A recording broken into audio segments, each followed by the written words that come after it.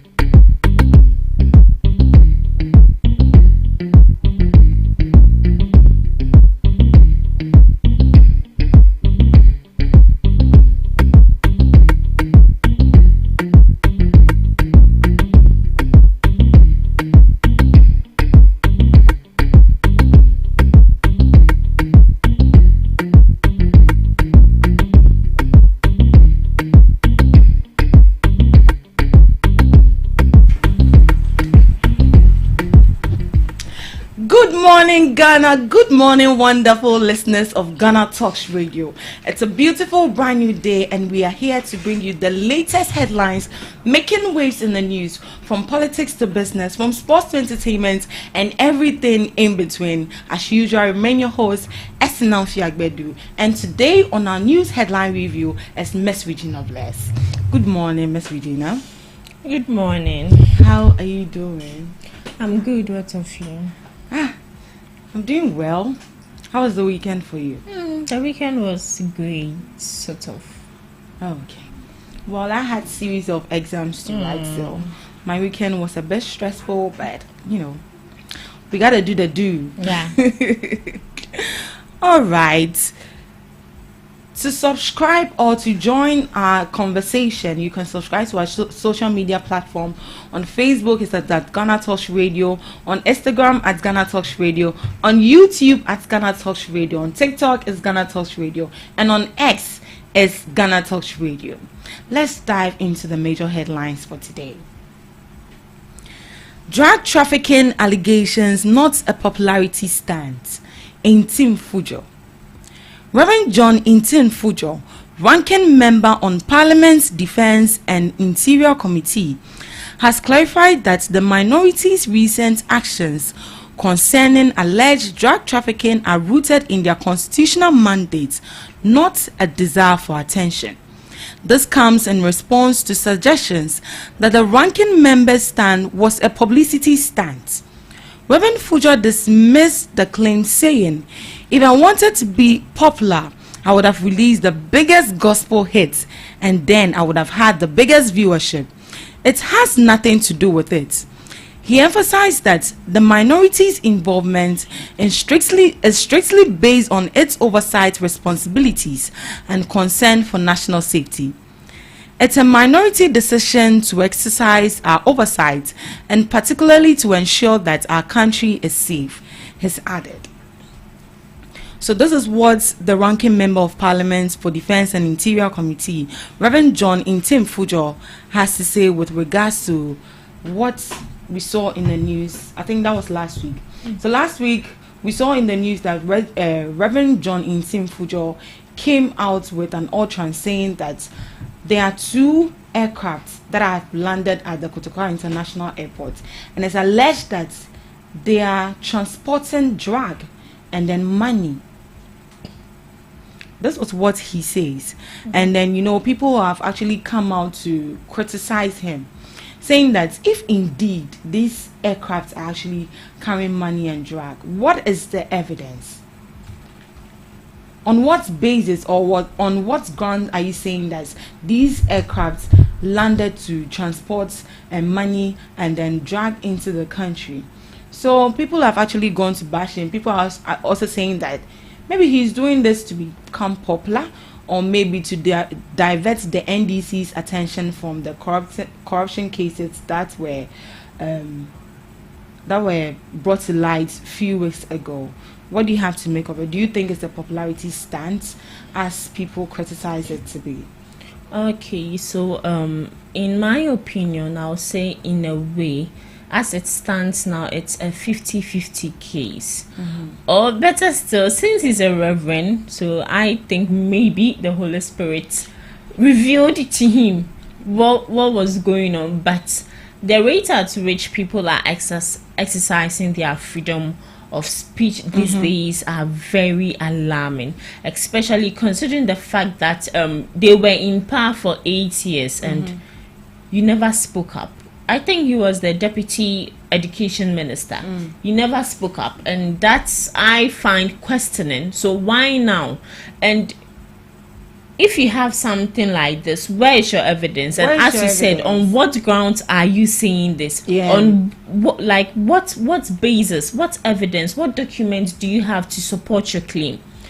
So with issues like this, he needs to be called to order, and if possible, he can be sued.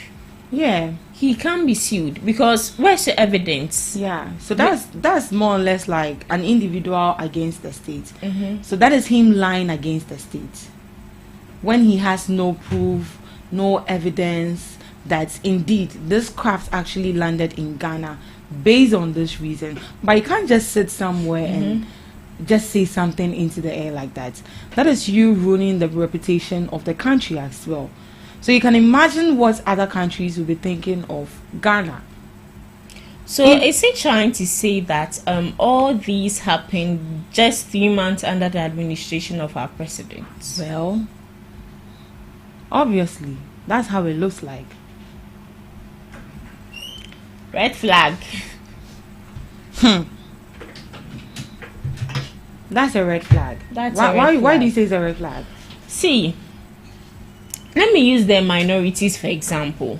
The rate at which minorities are speaking up is quite surprising, because I don't know why. It's good to support your party whether rain or shine, but if your party is going the wrong way, is going the wrong path, I feel that you need to speak up. Let's take the free SHS and as a double track, for example. A lot of people, these people knew that Ghanaians were lamenting over this free SHS of a thing. Some people criticized it, some people applauded it. It got to a point we all applauded it because it gave the less privileged a chance to go to school. To go back exactly. To school. But measures were not put in place. Measures were not put in place to make sure that these situations or the loopholes in it was kept. They heard people complaining, but what did they do? They went mute as if nothing is going on. Because of free SHS, I couldn't go to the school I go, because I got there, a lot of people were there, crowded. When we got there, they said the boarding facilities are awful, and I was like, oh, okay, then let me go back to my house. It's good, but why don't they complain during their time in power? Is it that they are scared of their president? The same people who elected the president, is it because they are scared of him or what? Under the administration of our new president, that is where you people are making all kinds of allegations, all kinds of accusations, all kinds of so-called evidences you have, and the evidences are not even being brought out. So I don't want to use this word, but do they see the president as a weakling? Excuse me to say, but do they see our president as a weakling where he can be trampled upon at any time? Because it looks like that. It looks like our president he's a quiet type. So they say whatever they want to say. And up till now, NIB, I've not heard anything about it. No investigation going on, nothing. Even though there was a video actually released yesterday with regards to them searching the aircraft, and per what I saw in the video and per what was written under it, it read that the aircraft landed due to faults. It was faulty, and then they had to change the tie and a whole lot. But I feel that before you make any allegations, it should be based on grounds. It should be based on evidence. Like whatever you say, you have made this statement. It's alleged that 2 aircraft have landed. Yes, we've seen the aircraft, but do we know the contents of the aircraft? And you sit somewhere and accuse. Let me not say accuse, or maybe you sit somewhere and be like, in your own assumption, you just assume. You know, assumption is not based on evidence. You just say something just like that and be like, these 2 aircraft landed in the country simply because they were transporting drugs and then money. Did you see them? Is there any video? Is there any audio that proves your point? So if you bring in issues or maybe stories like this and you back them with evidence, then whoever is responsible, whoever that is in charge to go in and do the further investigation will then go and do that. Exactly. Because I believe if this matter should be taken seriously, the owners of those aircrafts or whoever that is in charge of those or whichever country can actually sue them, because that's false accusation. And he even coming out to say that if he wanted popularity, he would what? Compose a gospel song. And So I feel for like that's Okafor, an insult. That's exactly. an insult. It's an insult to the the gospel state. fraternity. It's an insult to even our personality. Even as a Christian, And he's a reverend. Oh, please. What is he teaching the members? I was thinking that since he came out to say this, I would see evidence of documents circulating on social media that this is what is backing his claims. Or maybe a video or anything at all. But we saw nothing of that such. Nothing. It is well. So the minority in parliament has recently raised red flags about suspected drug-related activities involving aircraft and a warehouse raid. Some critics suggested these claims were politically motivated or a tactics for attention. Do you agree with that? The minority in parliament. Yes. So there has been critics that, oh, this guy needs attention. That is why maybe he's doing this. Is it the minority who is saying that? No, or critics. People, yeah. So and then the citizens as a whole. Okay. Yeah. So the minority themselves are red flags. Well, the And minority in hasn't come out to say anything. But the only person that has come out to say is the spokesperson for the president, which is Felix Kwache, who has come to debunk the statement that those aircrafts are not carrying money or drugs. So he should stop the allegation. And if you are allegedly saying this, it should be based on evidence. And then President John Dramani Mahama has actually invited him to ask questions to aid the investigation, and he's not showing up. What if He says they should come to his house. Per the interview I watched on Join News, he said they should come to his house. See, I would say, as I said from the beginning, it's a 50-50 case. First of all, it can be politically motivated. Secondly, it can also be that they need relevance at this moment. They need that fame, because way back 8 years ago they had that fame because they were the majority in parliament. Now they are the micro minority in parliament. Let's use their leader for example. This leader is always, should I say, blabbing, always talking. And you know, when you talk too much, you tend to spill out, excuse me to say, you tend to spill out nonsense when you talk too much. Minority leader, you were in power last 8 years.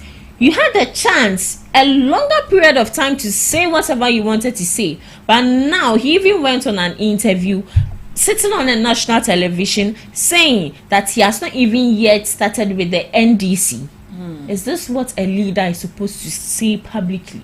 We know that NDC and NPP, they are at loggerheads, but back doors, these people are friends. They are friends. They eat from the same pot. Exactly. So it is politically motivated, and also it can be because of fame. Now they are not relevant to us anymore. So whatever that I would do to make sure that Asinam might get your attention, I will do it. Well, I feel that if you want to make some utterances, or if you know the impact of those words, such as the case we have with Intim Fojo, with regards to him allegedly drug trafficking and then money laundering, it should be based on evidence and on grounds. It should be based on facts.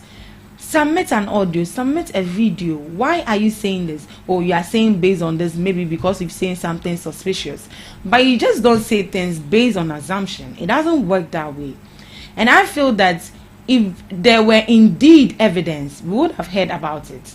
Like, he won't be going from radio station or TV station from the other to the other without presenting any valuable evidence or any valuable fact. And that is you putting the name of Ghana at stake, our reputation as a country. So now they have gone to investigate, and then they have gone to do the inspection in the aircraft, and then they find out there's no money, and then there's no drug. And what do you expect? You've already ruined the name. How would you get it back? Because building a reputation takes a lot. Exactly. And then just in a minute, somebody just do something, and then that's it. The reputation is gone. So even I would even advise that as individuals, if you want to say something, or if there's something you have seen on somebody, it should be based on facts. It should be based on evidence. Get your documents right. I think he's trying to portray what Okujetua Blackwade is doing. But even the difference is that he provided facts. He brought his documents out. What about you? Nothing. Did you do that as well? Get your facts right before you make allegations. Moving on. Government to restrict state institutions for importing locally produced goods. The government is set to introduce a new policy that will require state institutions to purchase selected goods, including rice and sugar, exclusively from local producers, unless they obtain special approval from the Office of the President. The Minister for Finance, Dr. Keso Atuforsen, announced the measure during the meeting with the leadership of the Association of Ghana Industries, describing it as part of a broader effort to strengthen local industries, create jobs, and reduce Ghana's reliance on imported goods. To support our local industries, the government will soon publish a list of items that all public sector agencies must procure locally, Dr. Forsen said. Going forward, any government procurement from outside Ghana will require special approval from the Office of the President.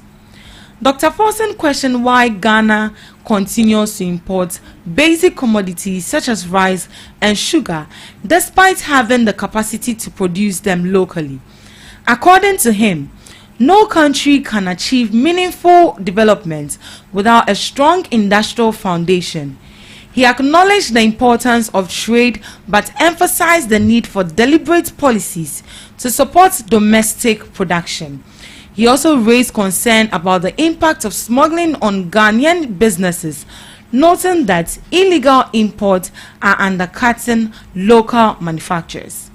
So the Ghanaian government is planning a new policy that will require state institutions like the ministries, schools, and agencies to buy certain locally produced goods, such as rice and sugar, instead of importing them from abroad. Do you think that will help us as a country to generate resources and then decrease our inflation rate? Why should a country called Ghana import rice, sugar, toothpick, juwasu, Why should a country called Ghana do that? Yes, we claim Just we are recently, independent. 68 years. Yeah. Very soon, 69, 70. Old woman like Ghana. Abi Ghana is a woman. Yeah. Yes, our motherland. Old woman like Ghana. Still important, still begging. Isn't that surprising? It is very surprising. We have farmers who deal or who invest in local rice. Cool, that aside. We have a sugar factory just right under our noses. Fine, that aside. We always preach of branding. As an individual, we even ourselves need personal branding. As a journalist, you can't come on air with unmovable wigs. You have to come on air looking very beautiful. Or, yes, looking very beautiful and presentable. So that brings me to the local rice. The last time I said here, the local rice, you need to wash local rice like 5 times, 10 times before you can even cook and eat it. Even at that, washing is this countable times no crano. 1 year na ubedino. Udina wotia buom na kika buom. First of all, this local rice needs branding. They need to package it well. It's because the government or some private institutions are not investing into it. That is why these people are not also getting the money to rebrand or brand it well. They say where demand is high, productivity or manufacturing is also high. If people don't demand with what you are selling, if people don't ask for it, if people don't order for it, would you still go to the market to take that same thing that you are restocking? You wouldn't do that. So first of all, we need branding, and they need to invest into these factories that provides petty things for us. We have a lot of trees out there, not per se cutting all down trees, but there are some trees that can be used. Trees are used for charcoal. Yeah. So why can't the tree also used for what is it called, toothpick? Trees are used for exercise books. So why are we so important this petty things like basic things? Rice, sugar, toothpick. You assume you my dear. Oh, meat that we eat too, it has to be imported outside and brought to Ghana. It's high time the level of our reasoning, it has to go up. We need to sit down and think about ourselves. Just last month we had Ghana month. They were preaching, it's Ghana, wear Ghana, dress Ghana, do everything Ghana. But the same people preaching those things will come and stand there with heavy coats.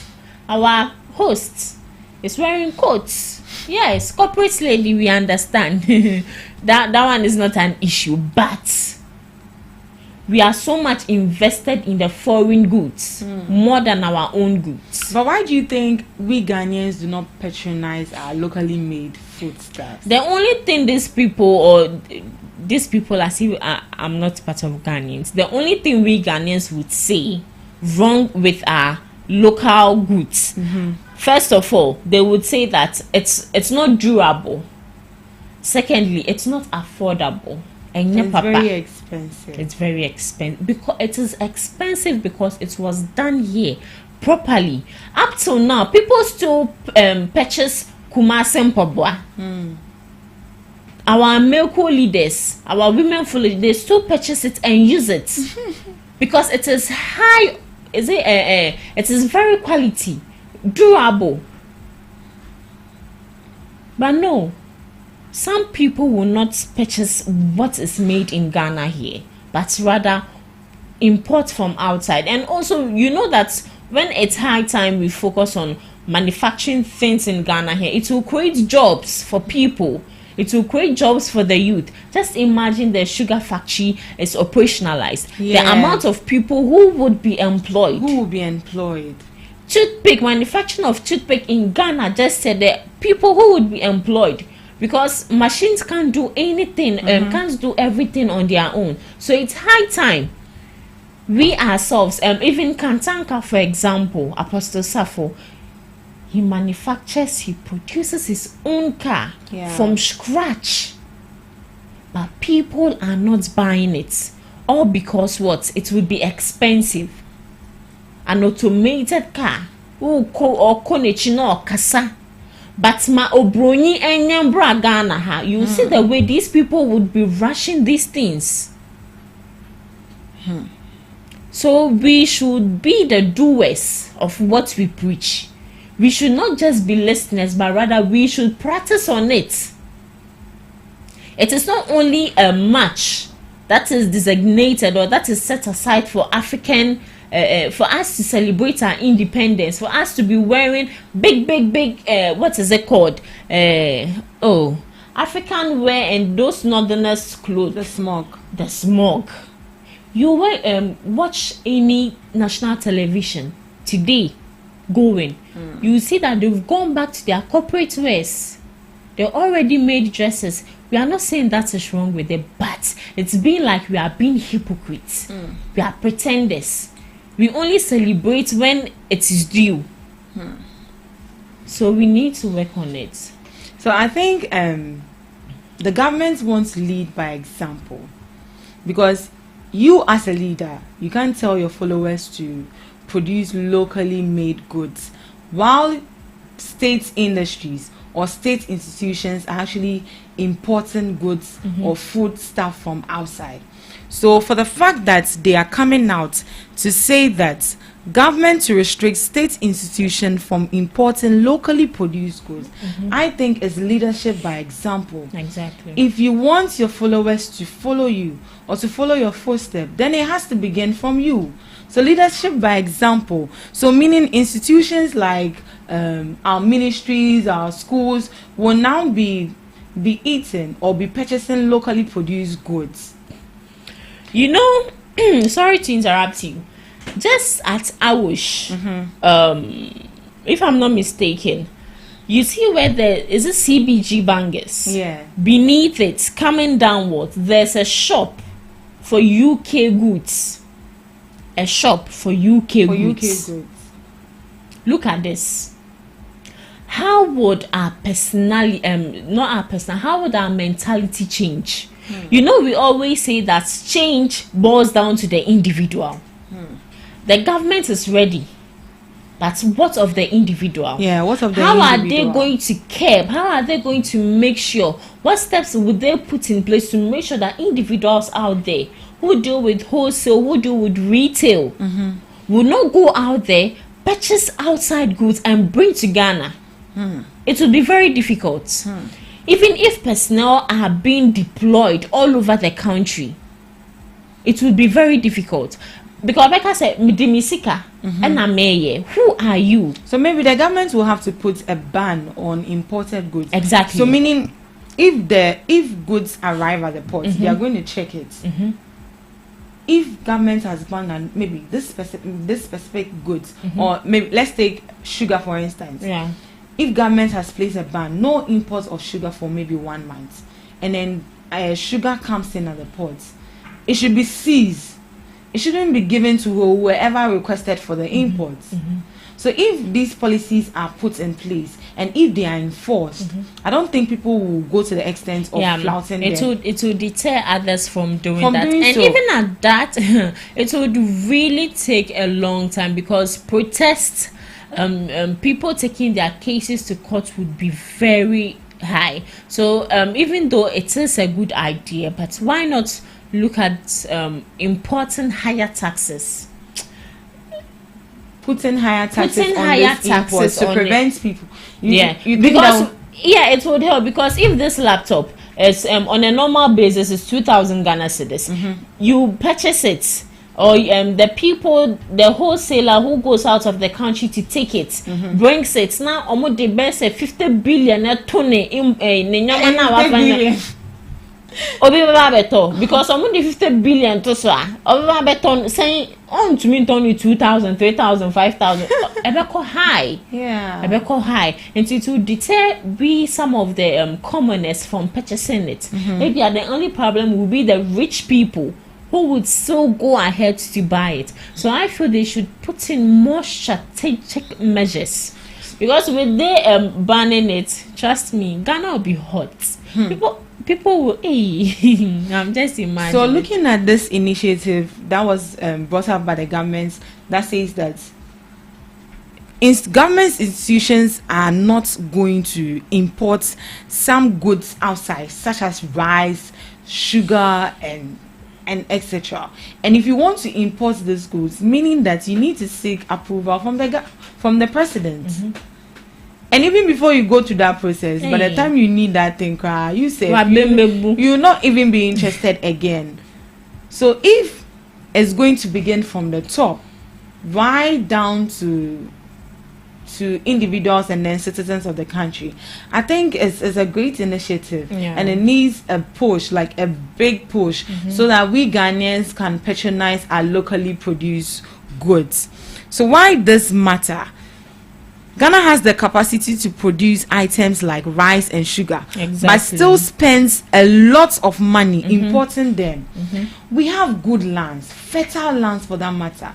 We're already producing locally made rice right here in Ghana. So why don't we channel our energy into that and make it better? We are complaining that the rice is too Jimmy, maybe it's not good. So what can we do to make it better so we can prevent this importation of rice and sugar? These are actually basic things that I believe that as a big country as Ghana is, we should easily produce these stuffs, rice and sugar. We have a Commander sugar factory, which hasn't been operationalized, and which the government has taken it upon themselves to operationalize it. You can imagine if this is operationalized, we'll be importing sugar. We want. So the necessary initiative or the necessary policies or measures or strategies we need to put in place so that all these things are working should be done. If these are done, Ghana won't import rice or sugar from outside country.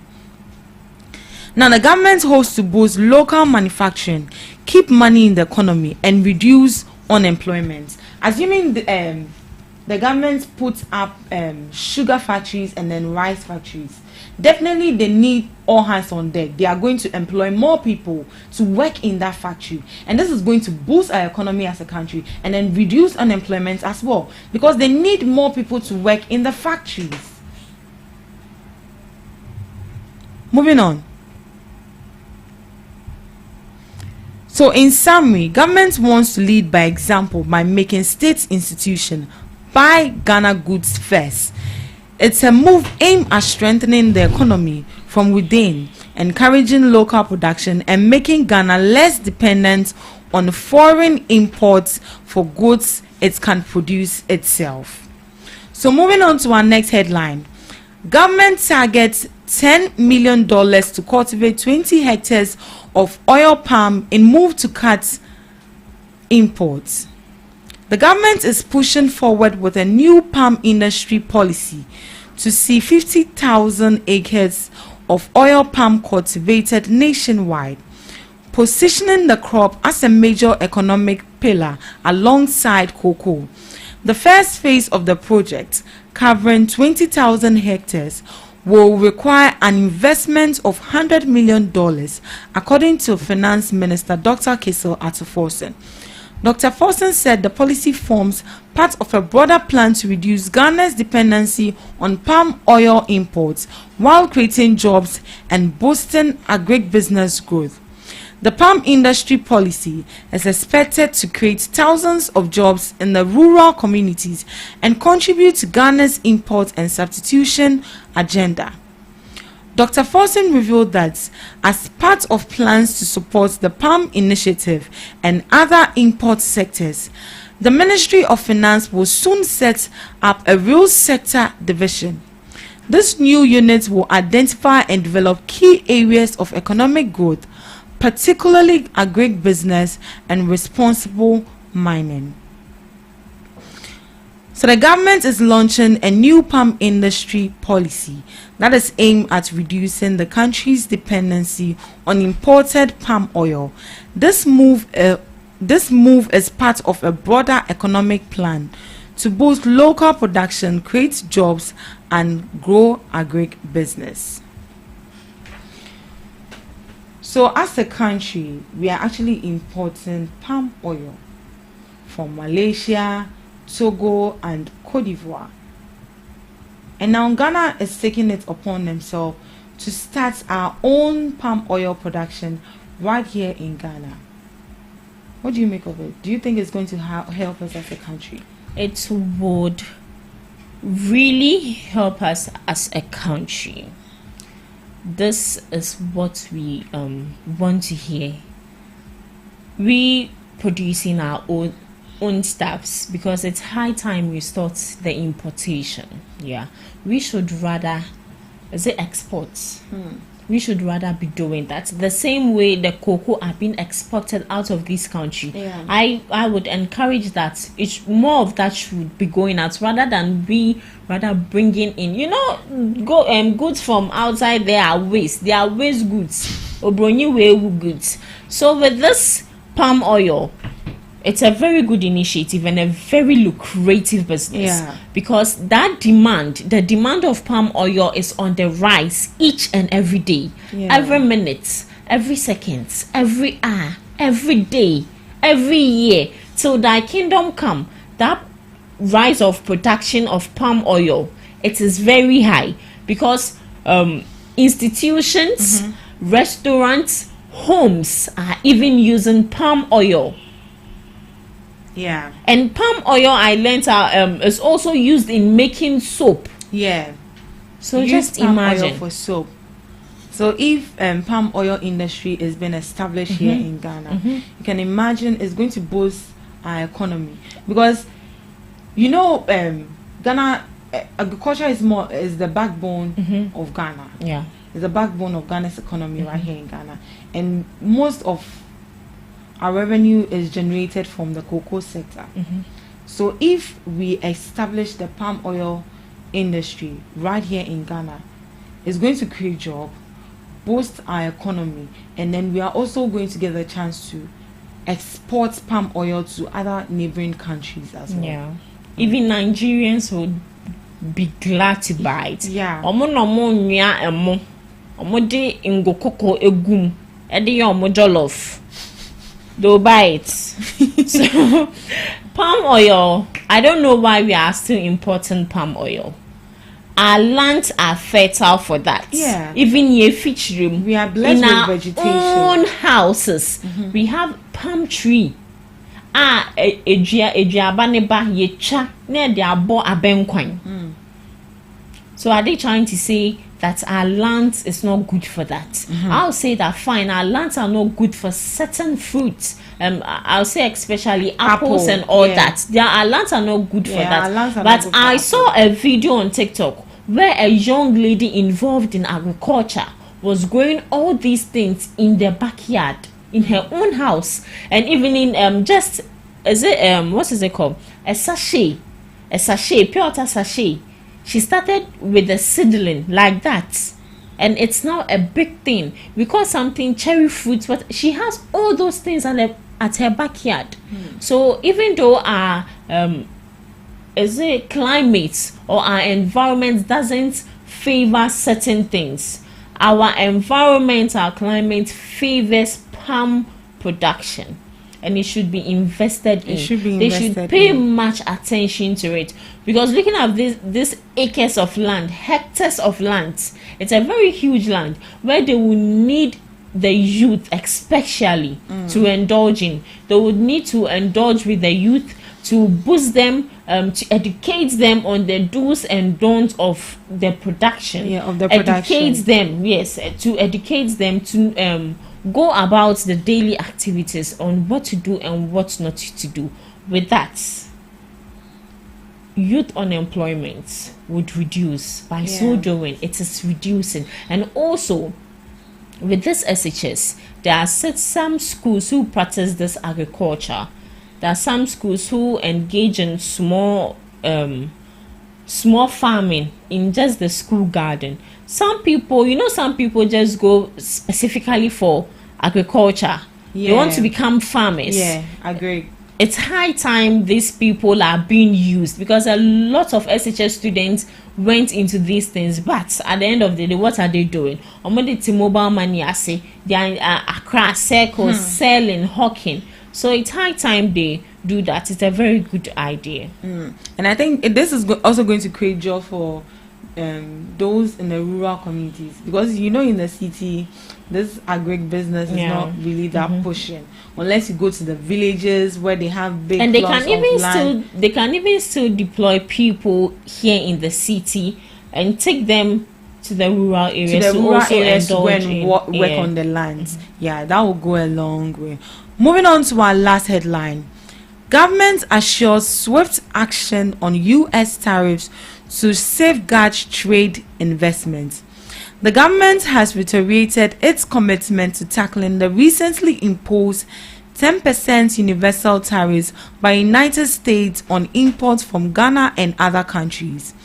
The US announced on April 2, 2025, that a 10% tariff would be applied universally on imports from all nations, including Ghana, effective April 5, 2025. However, goods already in transit before the effective date will be exempted. In addition to the universal tariffs, reciprocal tariffs ranging from 11% to 50% will take effect on April 9, 2025, targeting over 50 countries. The tariffs imposed under the International Emergency Economic Powers Act of 1977 are said to address economic and national security concerns arising from the U.S. global trade deficit. In a statement issued on Saturday, April 5th, Ghana's Ministry of Trade, Agribusiness and Industry assured the private sector, especially exporters and investors, of the government's swift response to the situation. The ministry, as a matter of urgency, is also engaging relevant stakeholders to determine the extent of effect and assess the full impact of the U.S. tariff on the country's economy. Furthermore, the various strategies are under consideration to mitigate the immediate impact on Ghana's trade, he stated. So the U.S. has announced that starting April 5th, which was last week, they are putting a 10% universal tariff on all imports into the U.S., including those from Ghana.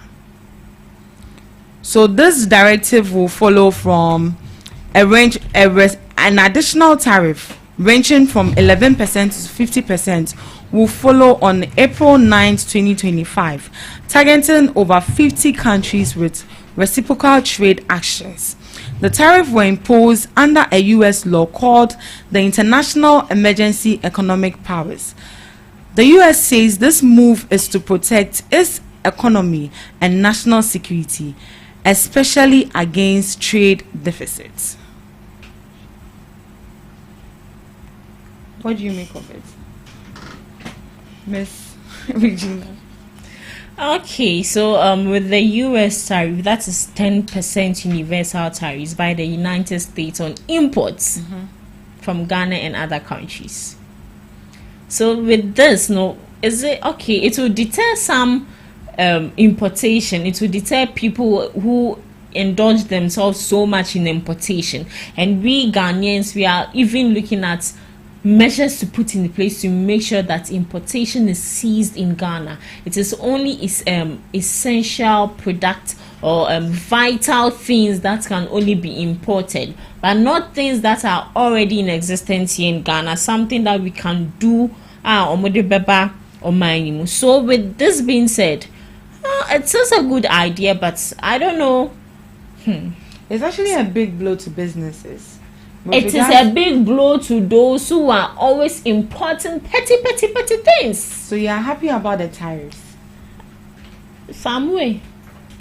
50% I'm happy, 50 I'm not. So the tariffs are actually taxes imposed on goods and services imported from other countries, You know, we Ghanaians, we can't produce everything, and definitely there are some things we need to import from other countries. From the beginning of what I said, I made mention that there are certain petty things we need to cease from, such as you mentioned it yourself. Oh, for the rice, that one is different. But you know, when it comes to these machines and these gadgets, we definitely need to import them. Yeah, for even that with regards to mobile phones. So on all goods, there's actually a 10% tariff that Donald Trump has imposed on goods. Is it the U.S. ambassador to Ghana? I've forgotten her name, but I think I saw in an article where she said it wouldn't affect us. Oh, it's going to affect us because definitely we have to import goods from them. So it's actually a big blow to exporters. New king, new law. What he would do to get money? You know, when he came, he stopped this U.S. aid. He stopped a whole lot of things. So what he will do to make sure that his country is also safe, his country is also generating money, that is what he will do. So for this, we are going to suffer the losses. But citizens in the U.S., so with this particular tariff, he's saying that U.S. are also supposed to consume what is produced in their country, but not to also import from other countries as well. You see? It's like this importation of a thing is, should I say, a pandemic. A pandemic. But we can't produce it all. We can't produce it all. We definitely need assistance from other countries. I do agree with you on that, but it looks like we Ghanaians especially are misusing it. We are, you know that glasses you are wearing, people import. I mean, you know. I'm even sure that yours is imported. Mine is not imported. Have you seen any Ghanaian who has manufactured spectacles? Oh, people do it. People do it. Even this youth of today can even. Is it Kumasi? I saw a vehicle. They manufactured their aboboya on their own, but with this aboboya, it's spacious and can accommodate a lot of people. They did it on their own. So, Mr. Omari just joined us. What's your overview on the tariff that has been imposed on imported goods? I think that it's a wake-up call to us as a country.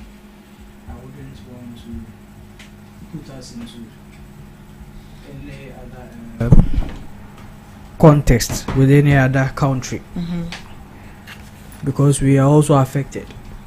So it's a wake-up call to us. Now that tariffs are being put on our import system, what are we doing about it as a country? We need to look within.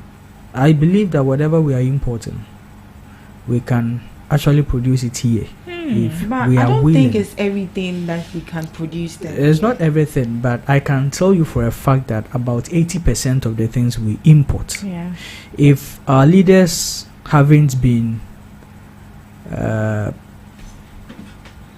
greedy, let me put it that way, because most of them are the ones who have the capability to import most of these things, and for the profit they make out of it, they are never going to put in place measures where we can produce these things here, because it is going to cut down their profit margin as well. So it's about time we took the radical action as a country, because that will actually enable us become a sustainable economy. No economy is sustainable once you are dependent on other people or other economies. The USA have their own economy to depend on. If we can't depend on ours and always depend on them, look at the shake that hit us when they took off the USA program support to us. If governments hadn't taken some key measures to alleviate us through that hole, we would have seen a whole lot of mess in our medical system, health system, especially in the northern areas of Ghana. So it's a wake-up call to us. Let us rebuild. We have so many factories that we've abandoned. These factories can actually produce most of the things we are importing now. So let's go back, restructure these factories, rebuild some of them, and add more production to our system. So it's not all that bad for us. I think looking at it from where I stand, it's even a good wake-up call for us. To stop importation. Oh yes, we need to. Well, we can't ban it all, but with the goods that we think we can produce them locally as a country right here in Ghana, I think we should channel more energy into those sectors and then grow that as well. This is where we draw the curtains for our news headline review. Up next, we have Today in History with Miss Regina Bless.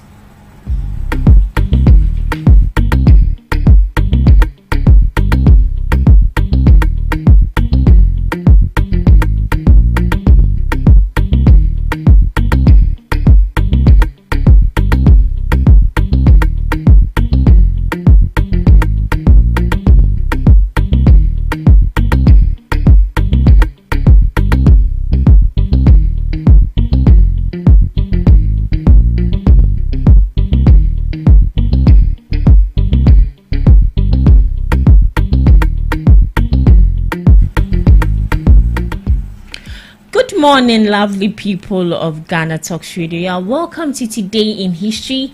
And did you know, live on GhanaTalks breakfast show, I answer to the name Miss Regina Bliss. So today in history, on April 7th, 1994, a day after the presidents of Rwanda and Burundi were killed by a missile attack on their aircraft, the moderate Hutu Prime Minister of Rwanda, Agathe, and her husband were murdered by Rwandan soldiers. In the 100 days that followed, hundreds of thousands of minority Tutsi and Hutu moderates were slaughtered by Hutu extremists. Tuskegee Institute founder Booker T. Washington becomes the first Black American to be honored with a postage stamp. It will take nearly 4 decades for a Black woman to receive a similar honor. In 2022, the Senate confirmed Ketanji Brown Jackson to the Supreme Court, securing her place as the first Black female Supreme Court justice. Charlotte McGoma Magzike, born 7th April 1871 to 16th October 1939, was a South African religious leader, social and political activist. She was the first Black woman to graduate with a university degree in South Africa with a BSc from Wilberforce University in 1903, as well as the first African woman to graduate from an American university. British generals Richard O'Connor and Philip Niamey were captured by German forces in North Africa while traveling to their headquarters in Libya after the British had been pushed out of Cyrenaica by Erwin Rommel's Africa Corps. Moving to some did you know for today. So did you know that there's a species of jellyfish that is immortal? The Torritopus, also known as the immortal jellyfish, can transform its body into a younger state through a process called transdifferentiation. Did you know that the world's largest living organism is a fungus? The Armillaria ostae fungus covers over 2,200 acres in Oregon, USA. Did you know that dolphins sleep with only half their brain at a time? This allows them to remain alert and aware of their surroundings even while they are sleeping. Did you know that the world's most expensive spice is saffron? It takes around 75,000 flowers to produce just 1 pound of saffron. So our last did you know for today. Did you know that the shortest verse in the Bible is John 11:35, which reads, Jesus wept. This verse is just 2 words long in the original Greek text. So, Jesus wept is the shortest verse in the Bible. This is where I end today's Today in History. And did you know, live on GhanaTalks Breakfast Show. Join me same time tomorrow for some and more amazing, fascinating facts. Of course, we all know that the shortest verse in the Bible is and Jesus wept. Not everyone knows that. Yeah, I know. You know. Yeah. Thank you so much for that education. So, unfortunately, today, Miss Debbie won't be joining us on Debbie's show. But guess who is stepping in for her? Madam Omare. Yeah, So, up next, we have Debbie's girl with Pakwesi Omare.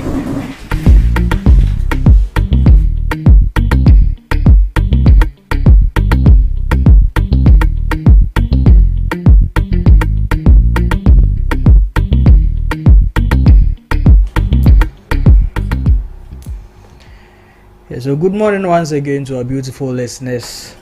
My name is Pakwesi Omare. It's been such a long weekend for some of us. Most of you also had it sweet and nice. Before we bring you to the next segment of the show, as mentioned by Isinam, today I'm stepping in for Debbie. And today's grilling, I am first giving a shout out to the health minister, Mr. Minta Akando, wherever you are. I greet you this morning. Some few days ago, we saw you see some illicit drugs at the ports, Tama ports, which were being transferred. It was making a transit through Ghana to Niger. Well done, sir. We thank you. You've done a great job with that. But here lies the question. These drugs are first and foremost not even legal to step foot on our shores. Yes, still we have some in our markets. We've channeled most energy into campaigning against most of these drugs, these opioids, which is destroying lives and the youth of the country. You go to the northern region, the eastern region, even in the capital of the country, Accra, people are being destroyed by these drugs. Yet it is illegal for these drugs to step foot in Ghana. So who is complicit for these drugs coming into Ghana? Because first we have the SEPs, the immigration, whoever at the ports. We have representatives of the health ministry at the ports. The port themselves, I don't know much about their regulations with how to import whatsoever. But don't they have a preview of the things someone is importing into the country? And if they do come, what happens? Coming to this recent one that you seized at the port, what happened to the people who were involved for getting these drugs into the country? Are we just seizing and destroying them? What if someday we are not privileged to get to know the whereabouts of these drugs in the country? What are we doing to people who are caught in acts of illegality in this country? Why are we yet to hear a name mentioned, a punishment sanctioned to someone involved in this? Is it just about seizing the drug and destroying it? What happens to the person who was involved in bringing it to the country in the first place? We can't continue shielding corrupt officials. If I do something wrong and you shield me without any punishment, even if you stop me without punishing me, I'll find ways to try and do it again. That is the order of nature. Until you punish someone, it is always going to be attractive for other people to try and do the same things they did, because they saw them do it and go scot-free. As I mentioned earlier, you've done well with your ministry seizing these drugs, but we need to see legal actions taken against people who are involved in these things. That is the only way to go. Let us hear names. Who is involved? The drugs can't have their way in here into our ports without some involvement of some people. These people need to be punished. It's as simple as that. They need to be punished. Mention their names, shame them, punish them, let them face the law, because it is illegal for these drugs to step foot here.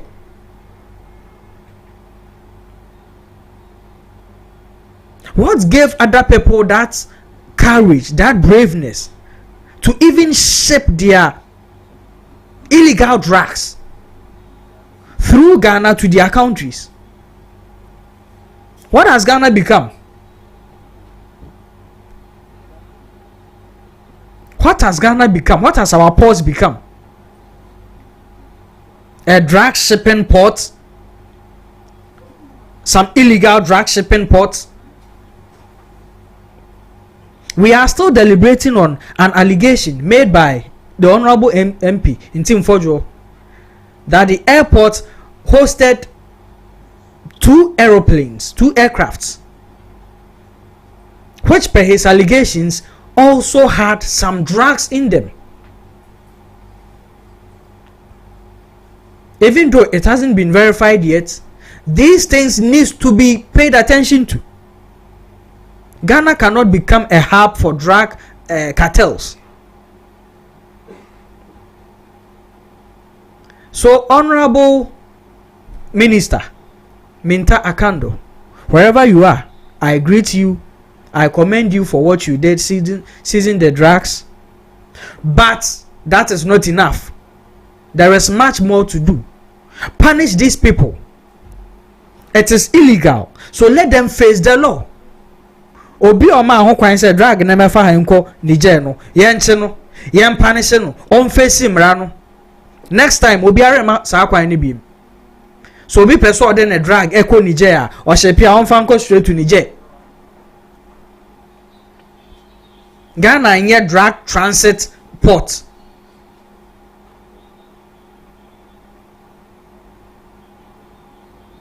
We can't be tolerating these things on one side and another side acts like we are fighting against it.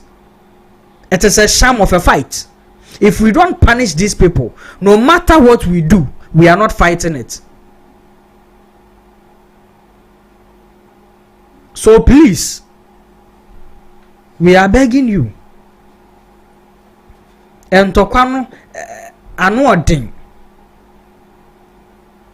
Say an yehu a man for crew SRCFI ne nothing can stop it anymore.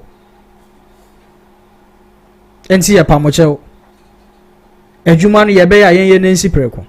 And yen ni menim de bia ne a she way ne a say na no Yako bastard dragwa ne a say wa. Let us see them being punished. That is the only way to go. That is the best way to go. Because that's the only thing that is going to deter other people from getting involved in these things. I'll end it here. We'll be back for the next segment of the show. Thank you once again. And that was Pakwesi Omari on Debbie's Grill. Thank you so much for joining us on the first segment of the Ghana Talks Breakfast Show. We'll be coming your way shortly with the second segment. Please stick and stay with us.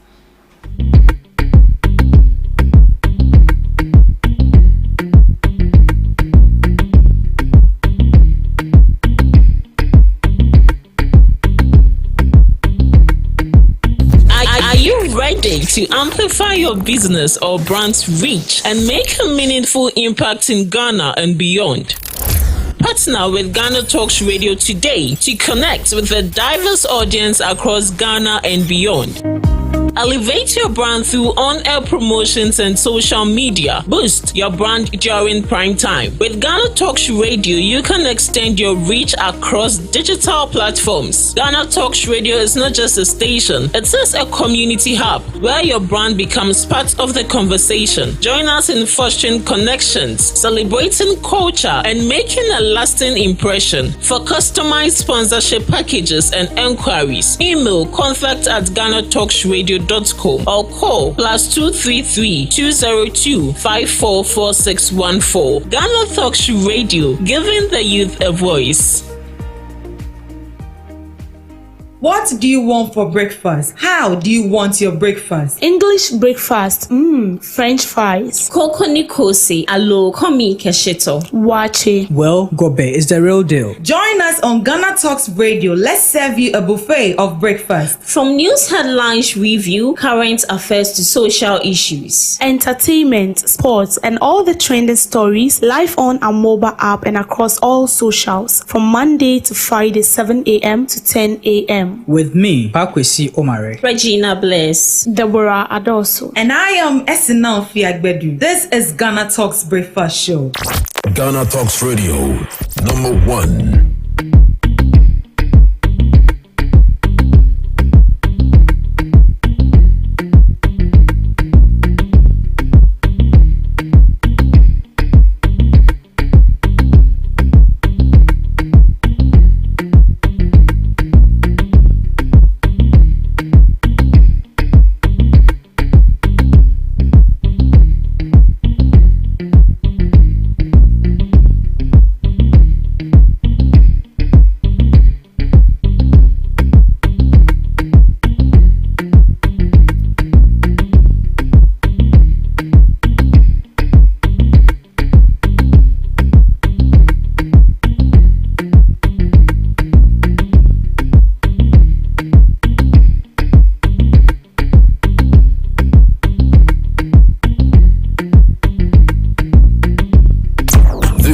Ghana Talks Radio, the best station rocking the nation.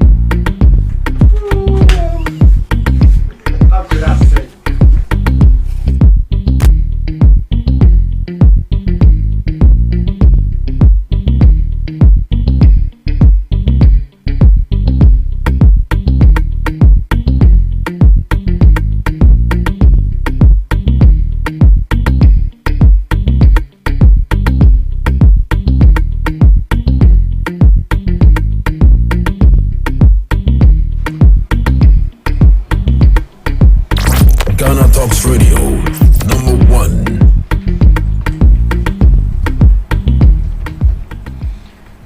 Good morning once again.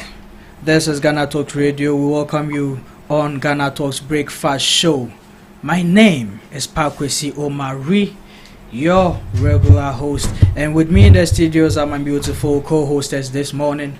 I have Esinam with me, and I also have Regina with me. Unfortunately, Debbie wasn't available today for the earlier segment because she lost her brother over the weekend. We had to lay him to rest. May he so rest in peace wherever he is. We know that the God who gives is the same one who takes. And our condolences once again goes out to Deborah wherever she is. She should stay strong with her family. God should replace them with a wealthy replacement. Also, good morning to our beautiful listeners wherever you are. I hope you had a very great weekend, just as I did. And also the birthday lady. Last week was Regina's birthday, but just for her to invite us to the party, one come will be auntie. Actually, my birthday was celebrated in church. You know, I'm Evangelist Wally, so I had to. You are Evangelist Wally? Yeah, I'm an evangelist. I speak the gospel. Oh. Yeah.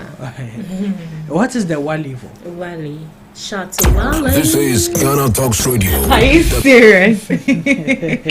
The producer even knew whatever she was about to say doesn't need to get to the audience, so we had to chip in the GhanaTalks Radio. Hey, but Reggie, Yeah. Are you Evangelist Regina? No, Evangelist Wally. Evangelist Wally. Yeah, thank you.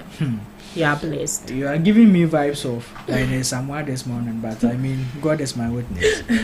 You see, Yeah, how was your exams? it was good. Oh, A1 student. Amen. amen, amen, amen. Over the weekend, we've had so many issues, but hey, Charlie, I say Ghana, no, there be a was some fufu. That's a more. Last week, for the last 2 weeks now, we are looking at the issues of the ECG containers which got lost and all that. True. And last week, Panay, another story. About the same ECG. No, Another, okay, different one. the intim forgery allegations. Oh, that some man. cocaine Yeah. there be fair. And people are actually bashing him a lot. Really? Why are they Yeah. bashing him? They are simply bashing him because that's more or less like an accusation. Mm-hmm. People said he should back his claims with evidence Okay. or with documents if there's any recording or Okay. if there's any audio or anything that we can actually rely on and verify that indeed, Yeah. then they can move in stronger. But here Okay. lies the case, you just say it in the air and then they ask you questions on national televisions and then you are fumbling and then going back and forth. Has he been fumbling? Not really Not fumbling really, per but- se, but as she said, going back and forth on this issue, I believe that when you come out publicly to express your opinion, you have an evidence backing your claims. It shouldn't only be you practicing. What is it called? Freedom of speech. Freedom But he of didn't speech. say this is him exercising his freedom. He said No, that that is he what actually, that is he's what he's actually doing. gathered intelligence. From who?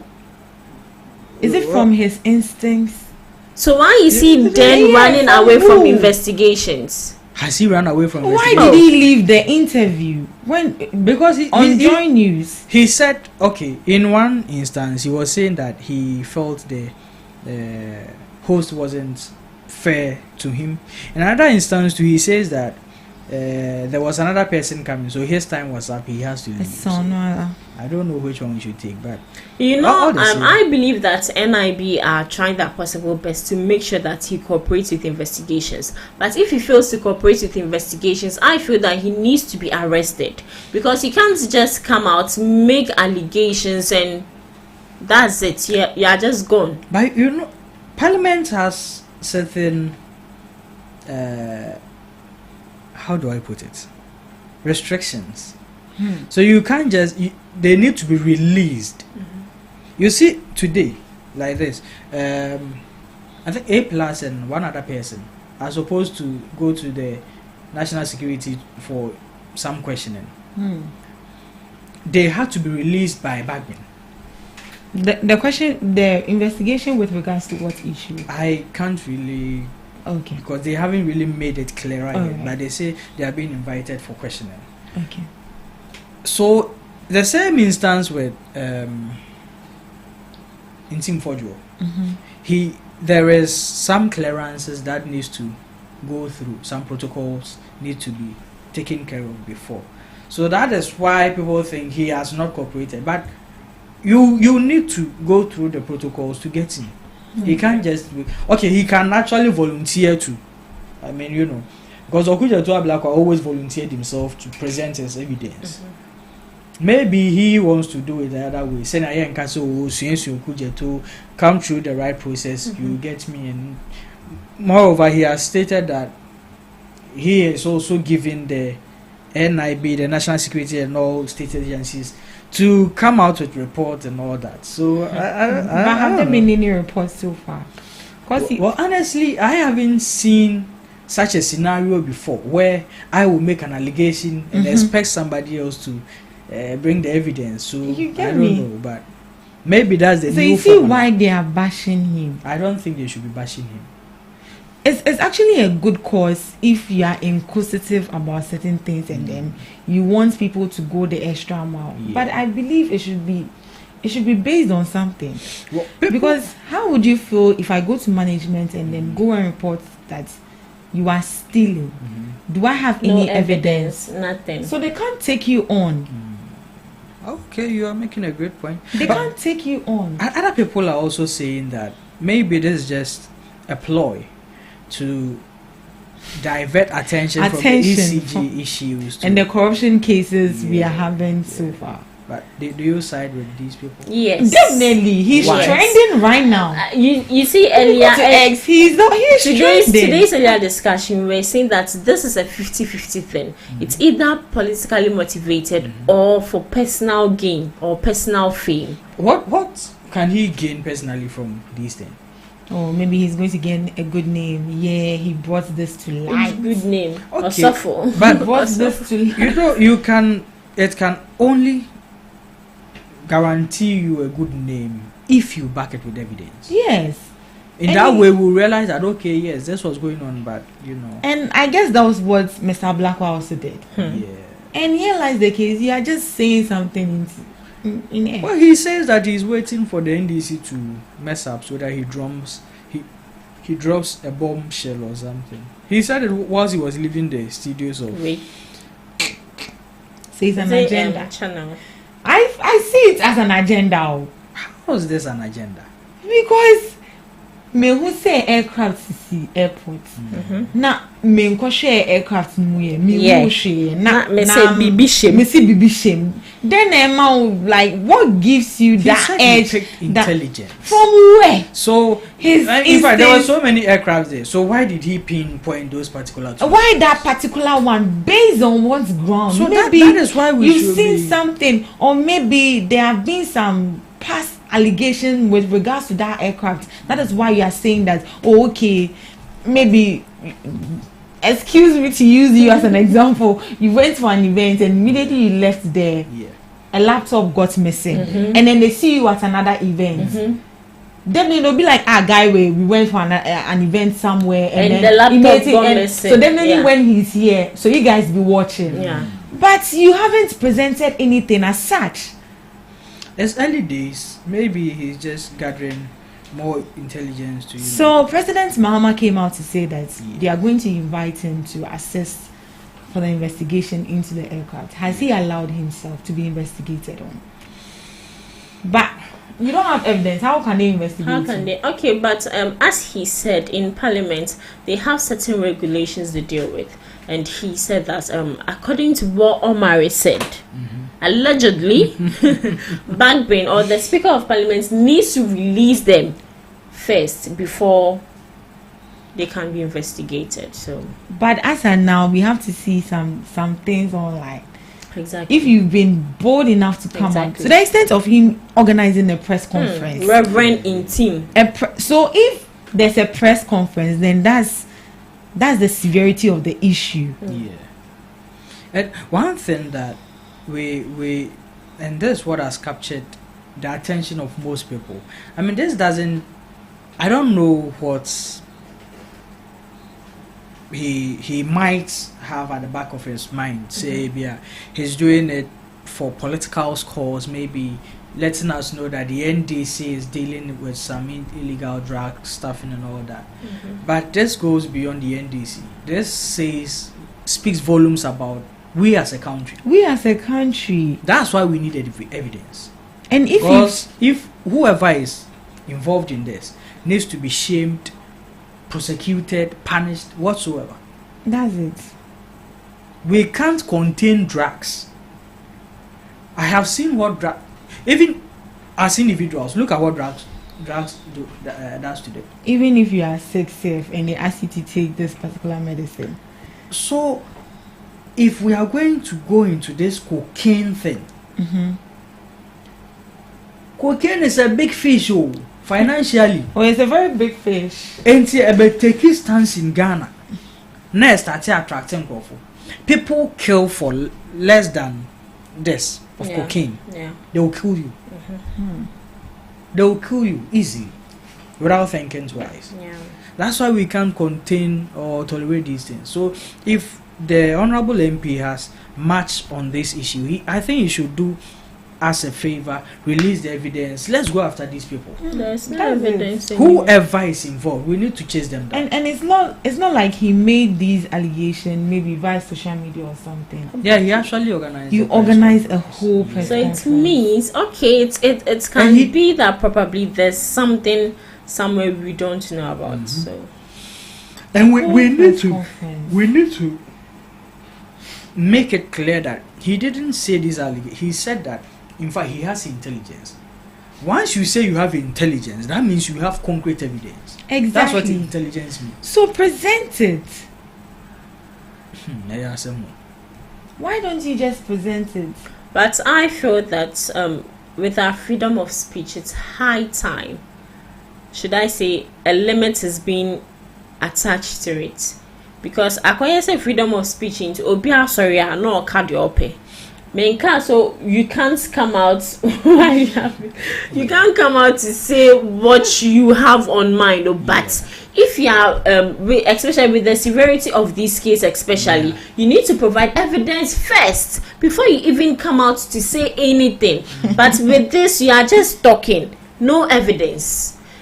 It boosts other people to come out boldly and say whatever they want to say, because they'll be like, after all, then nothing would happen.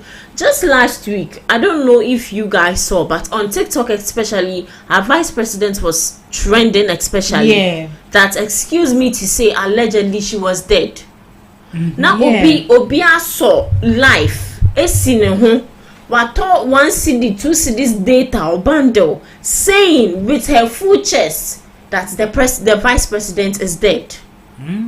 And what are we doing to what are they doing people about that? Exactly. The thing is that with what you are saying, that we need to put a limit to the freedom of speech. We actually have a limit. You can't limit freedom of speech, but we have misinformation. Misinformation, which is illegal. It's a crime in Ghana. The law backs it. Oh, it's actually a crime. Yes. Misinformation is a crime. I've not seen it. I know it's a crime, but it's a crime here in Ghana. It is a crime because I've not seen anybody being punished. That is where the problem is. That is why I don't see it as a crime. Because if it's indeed a crime, the Minister for Information needs to stand against these things, because most people don't have much access to research or information. So the little they hear, they go by it. You will be surprised that up till now there is someone who heard the news about the vice president being dead, who hasn't heard any other news contrary to that. Intinitimu yeni vice president. Oshia maminu will be oshia samai. Those people. So we need the laws to be enforced. The laws are there. Misinformation is a serious crime. It's a serious crime. And looking at the case of Intim Fojo, that's you putting the reputation of Ghana at stake. Especially to investors. Yes. Some investors. So they need to question him. That is you putting the integrity of the country at stake.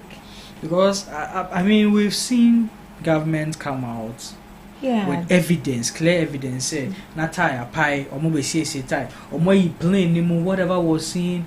One thing about planes is this: once every plane lands, they are being inspected. Yeah. So all that inspection going on, there are video footages online right now circulating. So I think that the honorable MP could also do same. Whatever information you have just release it on. Just release it so that we all keep quiet. Exactly. Because maybe he's afraid time. or scared that if he gives it to the state agencies, they might schedule the evidence. Just leak it. Leak it. Leak it. You can use a different account to leak it. So I'm tracing here on a buy. It's evidence. Yeah. We'll all be even more interested in the evidence than who leaked it. Exactly. Than who leaked it. Exactly. Just leak it. That is well. It should be well. Yeah. So moving on to that was just by the way. Oh, by the way, too. Today, Ajwa Safo is set to present herself to the disciplining committee.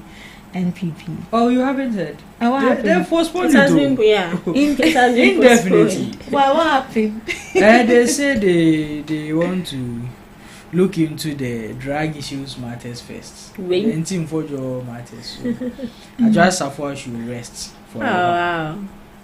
I'm not even sure she would present herself, but let's wait and see. I said, no, I ready, but I'm also on train there. Oh, okay. I want to to come. I know. Oh, you're live on TikTok. Yeah. If you are preventing her from going to radio stations and then TV stations, she will go live on TikTok. Yeah, so yes, that was another just by the way. Today we are only going by just by the way. And another just by the way, I just saw that some missing ECG containers, some of them were found at is a scrap dealer's site. Scrap condemn. Where exactly? Yeah. Where exactly?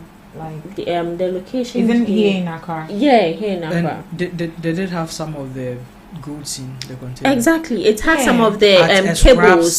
Scrap sites. And see, so mukuji the rubber na one then they use the cables for their own advantage. But at a scrap site. I'm yet to read deep into the story.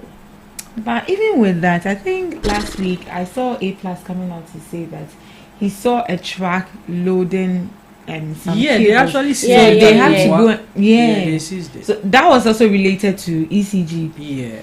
Wow. Hey, and how much a change, Yamano? Much a check. They've distributed it. Family and friends. You know the funny thing? The past MD for ECG. The big. But certain chances he made are he said that the containers are at the port. They are the port. Then he should go and bring it. That's what I'm not getting. If they are the port, why are we not seeing them? In Kaoti TV no so Obeka be no. Na if you video about agencies, mujina studio nani mu twa. Just directors. Hold him baby or port. Oh, that share fire call, just escort us. So then near ye who was Shy Hills, ye who was scrap size, ye who ha. And then near GCE. But do you think the state agencies are being too lenient? Yeah, it's like they are too relaxed. You see, the one thing about Ghana is this, and it's sad how our laws work. That's why an issue can be there, and they will tell you that you need to get concrete evidence, concrete whatsoever. Before it's concrete evidence. Most of these people who we elect into power, give positions to, most of them have law backgrounds. So they know their ways about the law. And they know so they can make a particular statement to the ordinary Ghanaian. I was said police kofano. Yeah.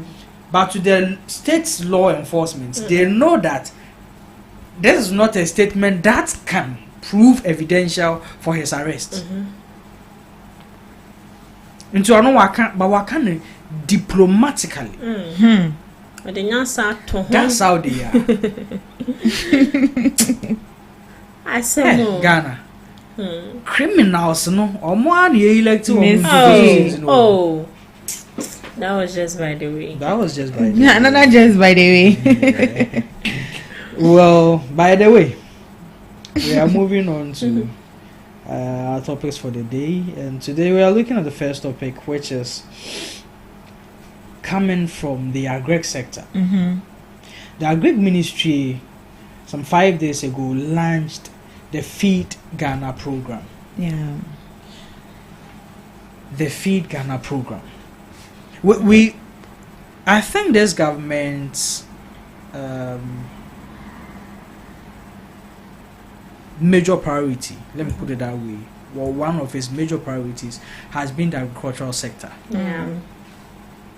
And agri has always been our backbone. Yeah, as the a country. Backbone to the economy. Yeah. But for quite some time, it seems we've ignored agriculture. Nothing in that sector seems to work. Nothing in that sector seems to work. And it's interesting, because there's a sector that has carried us from time immemorial through to the mid 2000s, from 2010, 2012. Then all of a sudden we are like, we don't need agri anymore. Look at our cocoa sector, cocoa board. Yeah. Nothing beneficial coming out from there. Look at our poultry. Look at like all these things. Now we are importing almost everything agriculture. Almost everything. Almost everything. Tomatoes, onions, lettuce, soybeans, vegetables. I mean, It's sad. but with this new administration, we've seen some glimpses of attention being paid to the agricultural sector, which is actually a good call to me, because agri is agri. We can't do without agri. They've launched so many initiatives, this agri, that, but this Feed Ghana program, I mean, what do we think? It's I don't know how to put it, but how beneficial it's going to be to us as a country. Okay, so it's, should I say, it is of great benefit to the country. It's a comprehensive initiative, especially aimed not only for the agricultural sector, but we Ghanaians as well. Earlier today, we were saying that we import too much. Rice, sugar, toothpick, almost these petty things that can be manufactured right here in Ghana, we still import it. So with they bringing up this initiative, I feel that first of all, it would help with our food security. It would enhance the food security in our country here.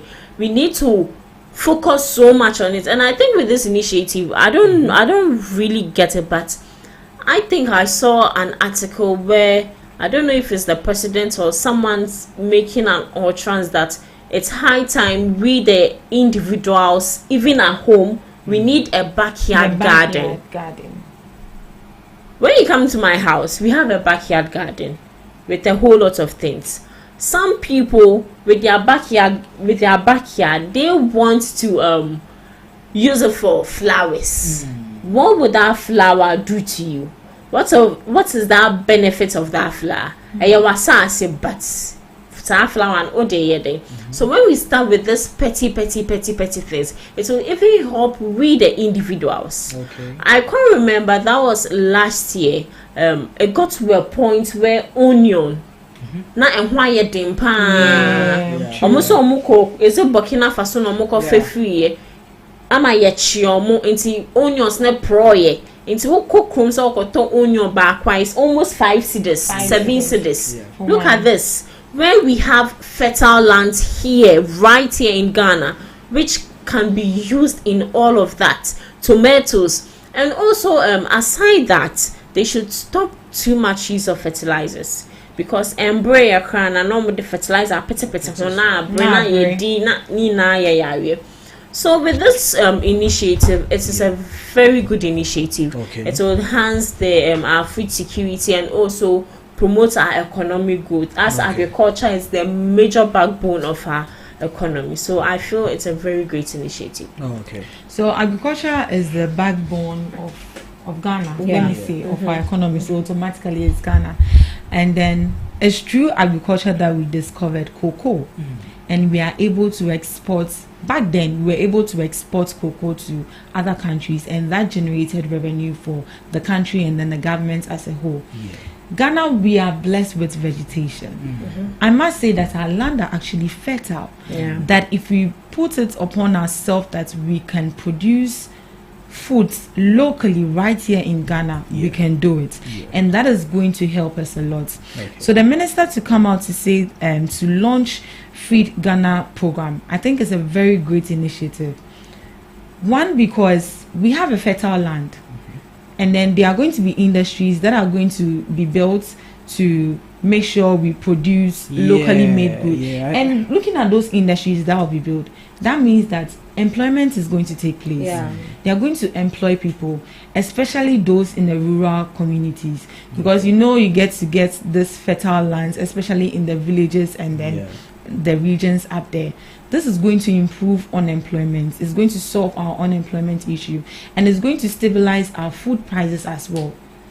Right now, that Trump has imposed 10% tariff on imports on goods that are imported in Ghana, and then we import rice, sugar, tomatoes, and all of that from other countries as well. And this is increasing inflation. So if we are going to be producing these foods right here in Ghana, I think it's going to help us. It's going to stabilize our food prices, because you don't need to go to the market and then they tell you that, hey, if you are it's produced locally here. And if you are bold enough and then you want to take up the initiative, you can plant it behind your house, meaning you don't have to go there. So it's going to save us a lot if this initiative is being put up well. It's going to generate revenue from the for the government. As she also said, food security. We are not going to lack food. There will be food, because we know that it's locally produced here. So whatever measures that we need to put in place to make sure that we get the right quality of food. As she said, some of the food, they don't grow naturally. The ones that sometimes we import into the country, they don't grow naturally, simply because these countries want to get their revenue and want to get their money. They put in these chemicals and fertilizers just to make them grow rapidly, and then they import into us, and then we also just buy it. We don't even know how they grow, how the stages they went through to even become the food as we are eating. So this is going to help the country curb unemployment, economic growth, stabilize food prices and all of that. So I think it's a very good initiative. And then I also saw that government is putting a ban on some institutions from importing some goods. Example is sugar and then rice. So if the government is leading as an example, then what about you, the citizen? That means that some institutions, such as the schools, the ministries, won't be importing goods, some goods, such as the rice and then the sugar. That means that if you want to import them, per the article that I read, if you want to import them, it means you need a special order from the president. And even before that process even goes through, so you have no other choice but to purchase what is locally produced here in the country. So I think it's a very great initiative. We've seen so many initiatives being launched, like a whole lot. Operation Planting for Food and Jobs. All these things. And we are yet to see the materialization of these things. What is going to make this any exception? Well, I wouldn't say it's going to be an exceptional one, because we as a country, we lack maintenance culture. Do you think, because it's not like we started it and we couldn't maintain it, and the planting for food and jobs. Have you heard of anything from them again? So it wasn't even. We just launched these initiatives. We allocate funds to them, and we never hear anything about it again. Why do we always go back to recycling these things? And I don't know. Looking at the stature of this food Feed Ghana program, it is just like the planting for food and jobs. So why don't we just this is rebranding? We are resetting. Hello, we are resetting Ghana, and definitely we would get results from it. Trust me. I don't know. Maybe people are saying, and this is the argument. I raised this question somewhere, and one person was like, "See, we were the people who started free SHS, but because we didn't brand it like free SHS in Tino, omoba power no mo this our brand in the bem. I bet so no here. It's the same way. Omo launching food for planting for food and jobs. Yeah. Omo ntumi a materialize no, and successful. See ya bani ebetwa so a. Omo beka so omo de buy. That chibi no, it's under their team. Then they are also branding them theirs and making sure they fulfill to its successfulness. If that in that way, that's politics. That you see, so everyone is interested. No, if it's like that, then that's politics. That means that you don't have the interest of Ghana. They just have the interest of the political party. In one breath, it makes sense for the attractiveness of the party. At least people will know that party will do omo yesi when so ba on yesi fine. But government should be continuous. We can't go back to always recycling these things. Monies were allocated for planting for food and jobs. We are going back to this thing. Let's dig into that. Why mo nesikano call more? Account for that. Now one reality no. First can we are investing into it. It can even make the initiative bigger. Since yes, I'm quite located Sikafufo to invest in this one. Naba Kona Sikano, like forget Is that how it's always going to be? I feel like that's not how it's supposed to be. If the previous government came and then they did planting for food and jobs and then we didn't see its function properly, if a new government come, I feel like they should continue from where they left off and make it better. But before they continue, I feel that the people who money were allocated to them, they need to be accountable for that money. Exactly. They need to be accountable for that money. And for that to come to bear, that means we still need to revisit the planting for food and jobs. I don't think it should be abandoned. Yeah, I feel it shouldn't be abandoned. Let's go back to it. In fact, a good thing. It's not the same as the Ghana Feed Initiative. That's what I'm saying. It's the same thing. It's the same thing. But reset. That means that they are also going to look for a new set of people to manage that and then that as well. What if they've also come, they are not able to complete it? That means that if the next government also come, they are also going to start again afresh. And where here lies the case, you can actually go into that. What didn't they do right? Exactly. And then you do it right. Exactly. But they want to You see, it's good to leave a legacy. Yeah.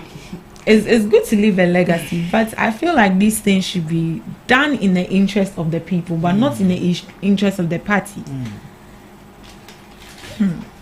What needs to be done going forward in regards to all these initiatives that we launch, we abandon, we launch, we are not able to materialize it, we launch, we don't hear anything about it? So I think it needs to be stopped. If a previous government brought up initiative and then we see that it's of good benefit to the people of Ghana, why don't you continue from where they left off? And even if they weren't able to succeed in whatever they wanted to do, what are the measures you are going to put in place? So you need to evaluate it. Why wasn't it successful? What can I do to make it successful? Exactly. And how can we achieve this goal? rather than you coming to do a whole new thing, then meaning you have to build it from scratch and invest another set of money into it. And I'm very positive they'll also get new officers for those people who will be in charge. Yeah. And that is you wasting and resources. they will set up a committee. Yeah. Of course, that's another one thing committee about will this come. country. This party, Committee. this new administration, the NDC party. Oh, I know. They always have Committee. committees. I know. Matter committee. You need to say containers. I'm also more take committee to investigate into this. Investigate what? So what is the state agencies there for? What are the national security agencies doing? Is it that they are not fit or they can't do it?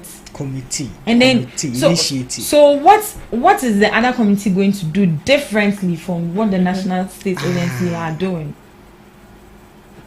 That's a question we need to ask ourselves. So what are they going to do differently? Because I believe they're also going to probe into it, do scrutinization and do further investigation. So why don't you do that? So I think with regards to we are abandoning initiative, it's not going to help us as a country. Yeah. That is you wasting resources. Sure. And waste of time. Because you have to start from scratch. Again. When someone has already started it, that you can pick it up from that where they left off. Oh, okay, they didn't do it well. So what are you going to do better? I think at the end of the day, everyone is looking at making a name for themselves rather than making a name for the country. Let me put it that way. So that takes me back to when is it Kufuor, when he started the N1. He didn't finish it. Yeah. In Kuma. Late Atamils came and finished it. Yeah. When they were inaugurating, he called him. Exactly. Did he die? Did he die? No, did he die? So Sometimes- assuming he was left. But the UGMC, who started it? In fact, like, who built it?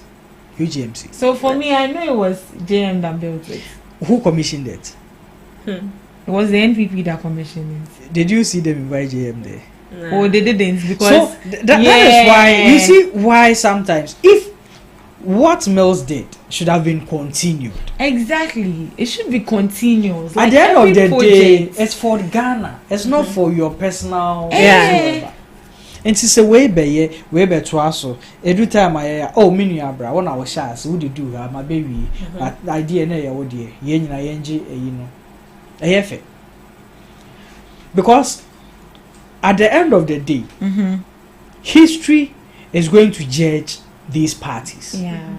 It is going to inform people to vote for who. And to also share Sadie dear that's your food planting for food and jobs. Why won't they buy NB? Say be the next generation on something big there. And as I see it to me crow mine. Hey, why am I the buyer? Who launched it in 2019? NPP launched planting for food and job. Then. Oh. Meanwhile, Omo launch keke. But why am I the NDC? But NDC didn't remember. Nipa no so be search no. Or you who launched it? Why not the initiative by one NPP? And NPP na papa. And also NDC so on say ase. This Saturday I mention me feed Ghana program. Eye kese na akola ni why na de ba ya NDC, which I feel is very bad, very very bad. It's not going to help us as a country. Seriously. Some on my way, everything has a diverse. I don't know how this country was shaped. But sometimes when I see things like this, I ask myself, are these politicians there to serve us or to serve in the interest of their party? You see, one can't go without the other. That's how I see it. No matter how much you want to serve the country, you are doing it for the propelment of your party. So the interest is still there for the party. One, you will say that the party now can me country no crown serve. So whatever I do, it needs to go in favor of the party. But isn't that conflict of interest? No. Why? You can never serve the country without your party giving you the opportunity or the platform. So even if the initiative you are bringing on board is not good, and simply because your party said you should bring it on board, so that it will be in the books, oh, this party bringing, you should still go ahead and do that. I don't know, but one thing is for sure. When it comes to initiatives, honestly speaking, every initiative we've launched is superb. Oh, in the books, I'm telling you. It's very superb. Oh. What young for policy you cry tax policies, e-levy cramra. It was a good initiative. We knew sir DMYM, but look at the definitions they gave to it.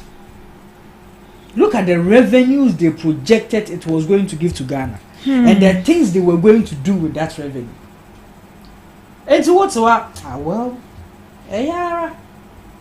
I want the basic schools. I want the baby in Yuma. Well, But did we see that? that is where the question lies. So the initiatives there, I'm telling you. So the parties coming up with initiatives to be implemented, fine structure.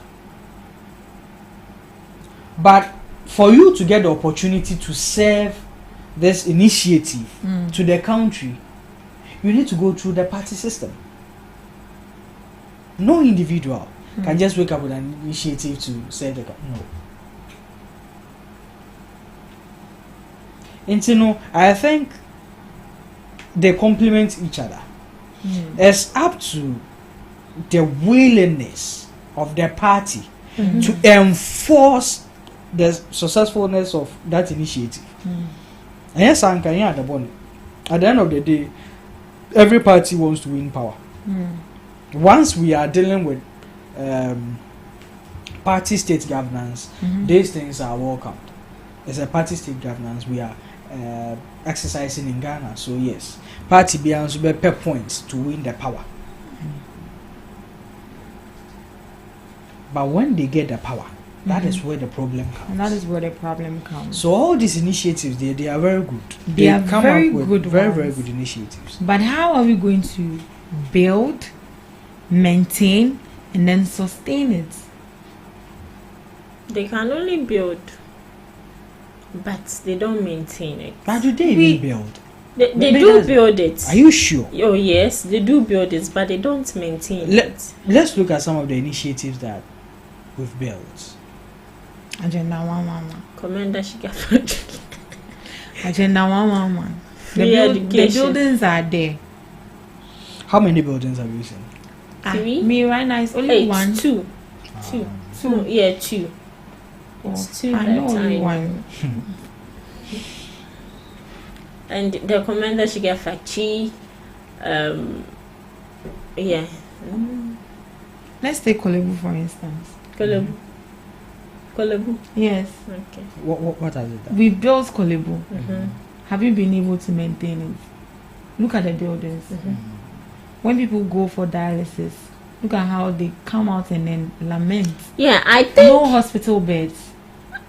I don't know the hospital, but it got to a point where a certain chief was supposed to raise funds to rebuild, to renovate that particular hospital. It's a government hospital.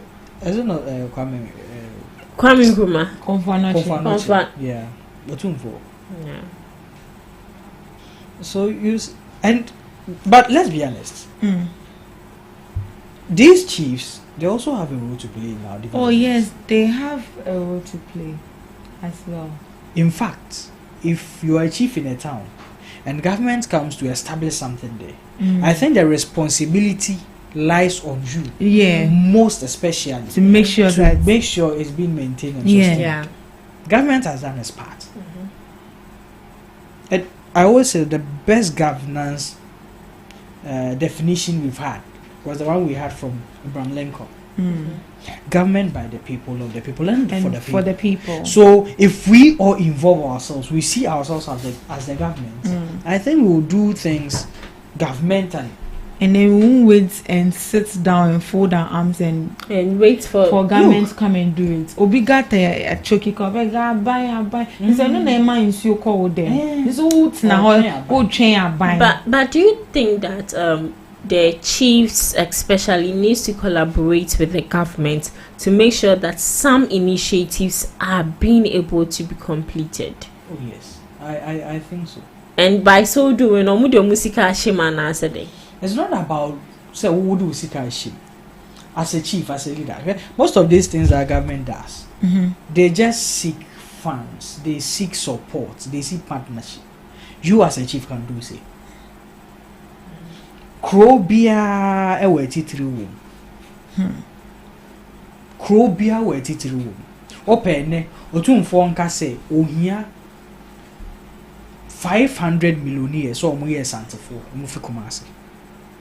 Obi abetwinity. Ohia won for a breakfast meeting. Obi abetwinity. Omo hia no de to omo anim say oh. Me pese nka say every month. Yento susu. Every month bia wo de ye nipa 500 ye share wai. Obi en support so asanteman with 2,000 cedis every month. Every month 2,000 cedis. Na yem fancy schools and whatever in a santeman. Are you saying that these people what ye not 300 won cry or mobeya? So tumfo ayi. So these monies can't it be put to something? It can. Oh, definitely can. And see, every chief tries idea when you chroma. We'll be doing better as a country. He never refinity and then baby. One otherwise free Wi-Fi about the crew. Free Wi-Fi. Free Wi-Fi. Wow. Oh, I didn't hear that. Again, hey. Oh. With the sit match we had to pay before you get before you get free Wi-Fi. Wow. Oh, that's nice. Sesia ne kro no no. A dusty road. Oh, maybe nice. on to pavement. That oh. So you see, the chiefs are actually mediators between the government and the people of the community. So they take it upon themselves to do everything in their possible part to make sure that their communities are developed. And these people are also supposed to be in parliament. Or they can be local parliaments. Yes. So his name is Nana Obrenu Danso Detailed. Wow.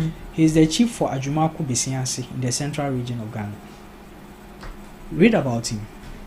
You'll see the things he has done the last 5 years. Oh, that's nice. Free Wi-Fi. Sir, omunya nkomo beto omu efigano no omu si ono president wo ho. But the development is because he's doing well to the community. He's doing really well. So every chief can try these things. Gamanche, you can try this. You have many able men. Sheni Kweyo and Namu Nodinisika. Invite him. Come up with an initiative. Exactly. A project. Something. You get so many people. But he has businesses where he has employed over 2,000 youth. Who? Which business is that? As Bill's microcredits. Or what are you talking about? Isn't he not me? I'm talking about Gamanje. Gamanje. See, all these people have their businesses on your land. Despite as his business here. Like all these guys, go to his legal. You see all the big guys there. Invite them. I want to put up this structure to help this community. To me, he will be our support. Are they not going to support it? Oh, they will. As long as they know their money is doing something great. Why not? So let's try and Let's as well. It's not well. Every chief can try something like this. It's not well. Every chief can try it. Every chief. Because they are part of governance in our constitution. Chieftaincy is part. Yeah. So local what is their role? authorities. What is the role we are seeing them play in governance? I don't want to lie, but I think that was last 2 years, if I'm not mistaken. One chief was having issues with some government officials because he wanted to make sure that the road leading to his community was built well. Osan and Hyakoguho, they warned him not to do that. Yeah. And I was like, as a chief, he has the authority to make sure that roads in his communities are being set up. So why are these government officials the same people trying to obstruct that project? And I also learned with even as a celebrity, some people want to make sure that roads that are deteriorated are being constructed, but no. Oh, you know the problem is that once you want to do some of these developmental things in community or society, you need to go through the municipal assembly there, which is representing government. Most often, they want to take their cut. Okay. For you to develop that area, almost some person will bribe you. You'll be shocked. You'll be shocked at some of the things that are happening in Ghana. You'll be shocked. I don't know a take a burden of government, no. I must say that. It is a man may be a quine. Open say me to be my answer or my permit to do it. I may. Oh, they own ye. Men for me seek and call just rather than. Yeah, my hospital. Me na me come through. Me queries rather than. Oh. Everybody. Ma ko register gym. Me wie no na me gym. Fat ni na ko dia Benny. It's appalling. Yeah, it's very but, appalling. The initiative is good, but very good. as to how they are going to maintain it and make sure and even ensure that it is being, established and run, because the food for a job and then planting for food. How different is it from the previous one? It's not different. It's the same thing. I think that is just about the getting the rebranding. name for themselves, for record keeping. Now, Uncle yes, free SHS. But is it wrong to someone has set up something, but you want it in your own unique way? That's selfishness. Really? That's the as I was saying, we are practicing party state governance. Tinema with the head and asana Sanka and Americano, as you said, when Mills set that precedence, like also Mutuas. No, yeah, but once I only public trouble and a dear. Men's I may be Sabi, Quasiana, it will continue. So. But with regards to the Agenda 111, we've actually seen some efforts being made by President John Mahama to make sure it's being completed. What efforts?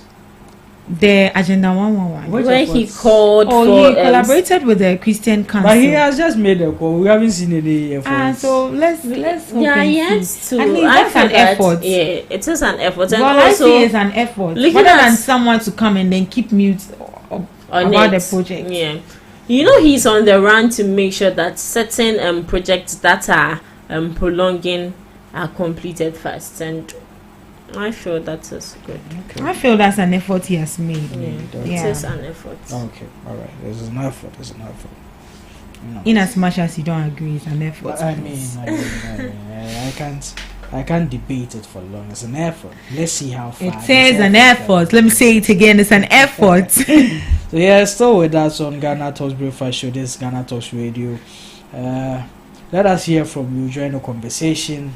It's an open conversation this morning, so you can add your voice, your comments, your displeasure, your pleasure, anything at all to the conversation this morning, and we will get interactive with you. Moving on to the next discussion. The next topic for discussion is government mandating state agencies to procure some materials only locally.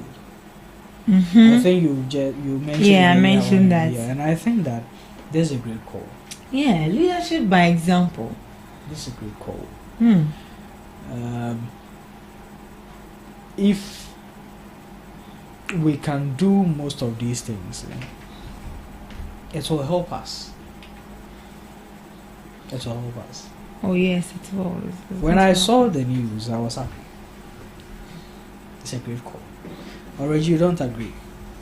Oh, I do agree. It is a great call.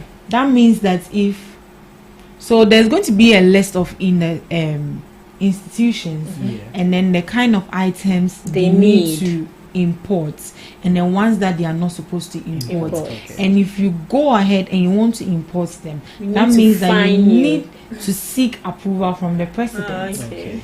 If you write a letter to the president, And then it you want to import. Convert actually. But I mean, okay. Let's first look at how beneficial it is to us as a country. It is beneficial when we grow certain things, or we deal with local goods. Example, it would cut down costs. Okay.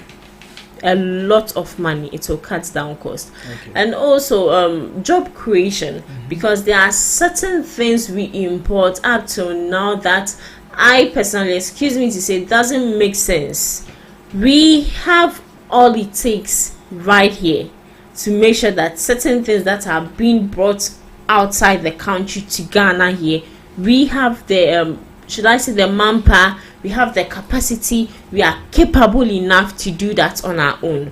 But yes, so we import them. So it's a great call. Yeah, I think it's a very good cause. Let's take rice for instance. Okay. We are producing locally made rice here in Ghana. Why don't we do it better?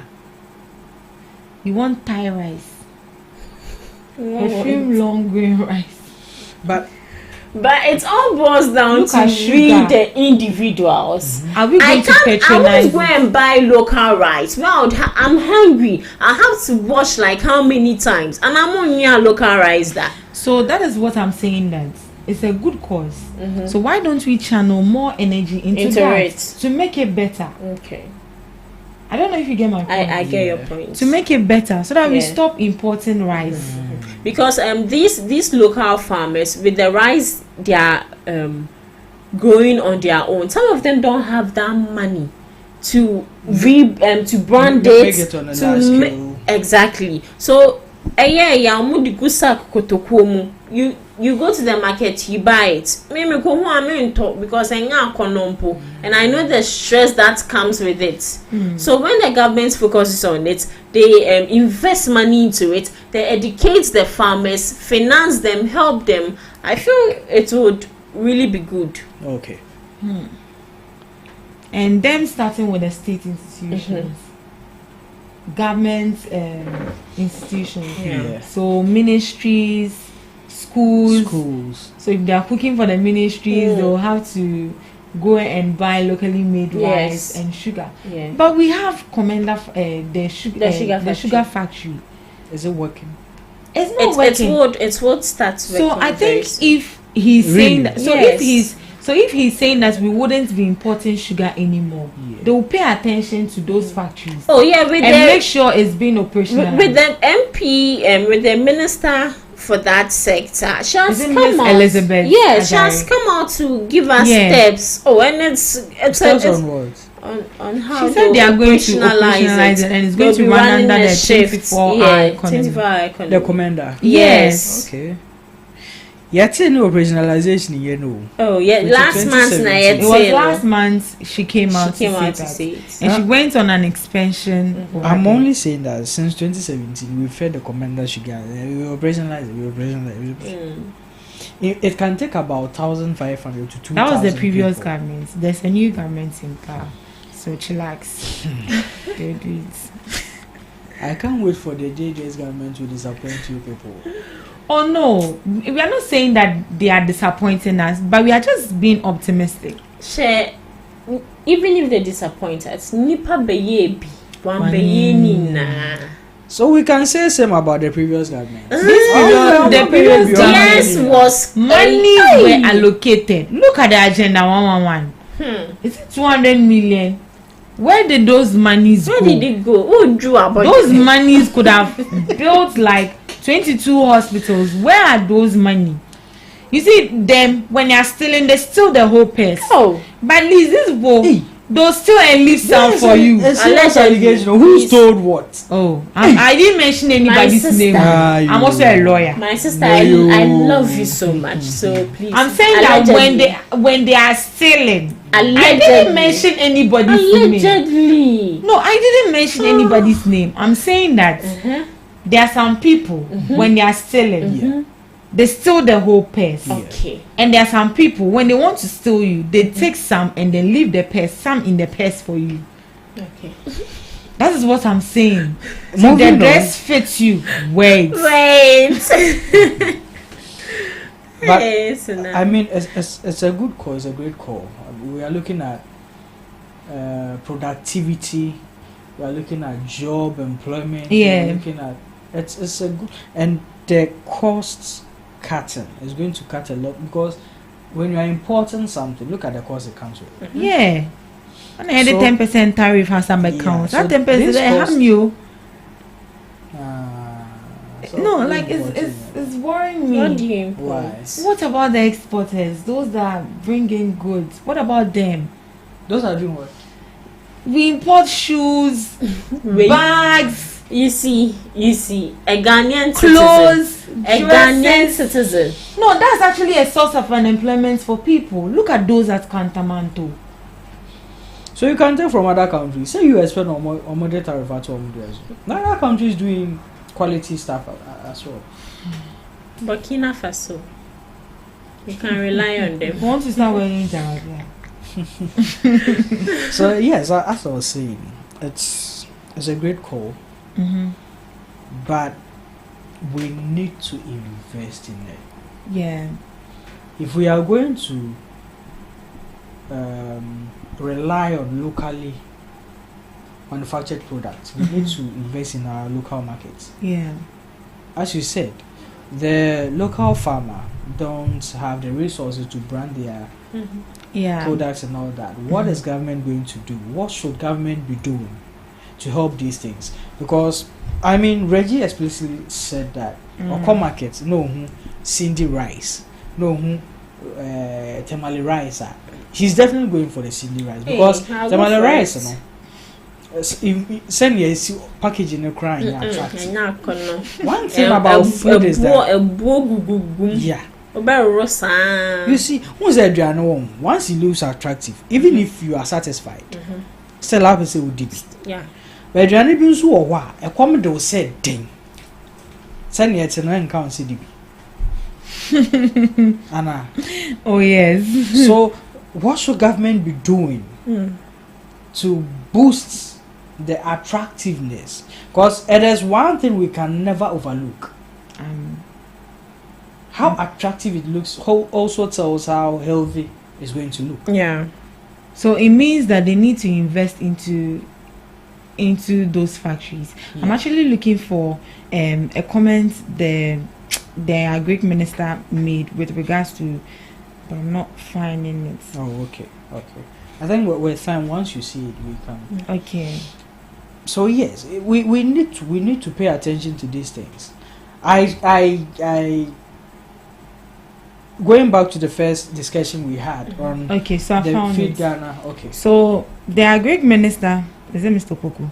He highlighted that there will be program that will focus on various agricultural development initiatives, including the adoption of smart farming techniques, the cultivation of key crops such as soya beans, support for urban and pre-urban vegetable farmers, and the revitalization of the poultry sectors. Okay. So that means that they're actually putting some measures in place to make sure that these farmers are being produced with incentives to boost their cultivation, and then they are going to make sure that they are going to help them cultivate key crops such as the soya beans and some vegetables other right here in vegetables. Ghana. Okay. So there's going to be program for them, so more or less like a training. So this is what we are going to train you on. These are some of the key produce we are importing from other countries. So why won't you take on this initiative? We are going to give you the incentives. Maybe it could be machineries, maybe fertilizers and other chemicals to help you cultivate these crops right here in Ghana, so that we don't rely on other countries to import them. Okay. Yeah, so it doesn't just end there. So there's going to be a training as well for these farmers. Okay. Well, I'm eagerly looking forward to all these things, but one of the things that I would have suggested is incentives and all that. Let's build, and I don't know, I think he mentioned it, farm banks. Let's go to the communities, various communities. ABR community where we know that they are very good. Let's take Commander. We know the reason why Nkrumah went to build that sugar factory there is that entire area is known for sugar cane. So we look at a particular community, we built a production, an industry, a factory there for them to process what they are known for. That will really help. For when it comes to poultry, the reason why we can do much more with poultry is this: we don't have a particular place which tolerates or accommodates poultry. Even here, you can have a poultry farm and it will be successful. Yeah. So we can do much more with poultry anywhere at all. Yeah. So let's build processing machinery in various or most communities. It will boost people to go into poultry farming. Over 100 birds, now so you are consistent with these 100 birds. When you 500 crates from these birds every month, you are making money. These 100 birds, within 4, 5 months, 6 months, you can sell it to the meat production people. They can do something with it. Oh, sell it, be able to do time. No, when you get a crowd, so with periodic times, you don't need huge numbers. In getting now, you can make something out of it as an individual. Yeah. And government is going to make more from it. They are going to generate money. Exactly. Just the way they did with the cocoa people. They set up cocoa buyers in various places. Cocoa so buying the same way we can do with the poultry especially. So why is it that government, just as how Kwame Nkrumah was able to find the niche in Commander that has to do with the sugarcane? Why doesn't government also take it upon themselves to also go to each region and find their niche, find what are they best at producing, and establish an industry or a factory over there, so that they can also process whatever they grow over there as well? And this is going to help with the unemployment issue we are having as a country. Sure. Well, they help. Oh, is it a kumfi? Is it a kumfi pineapple juice? I remember that juice came. We were patronizing. Oh, it was. I really loved it, but all of a sudden, we don't see it in the system exactly. anymore. Is a kumfi state owned?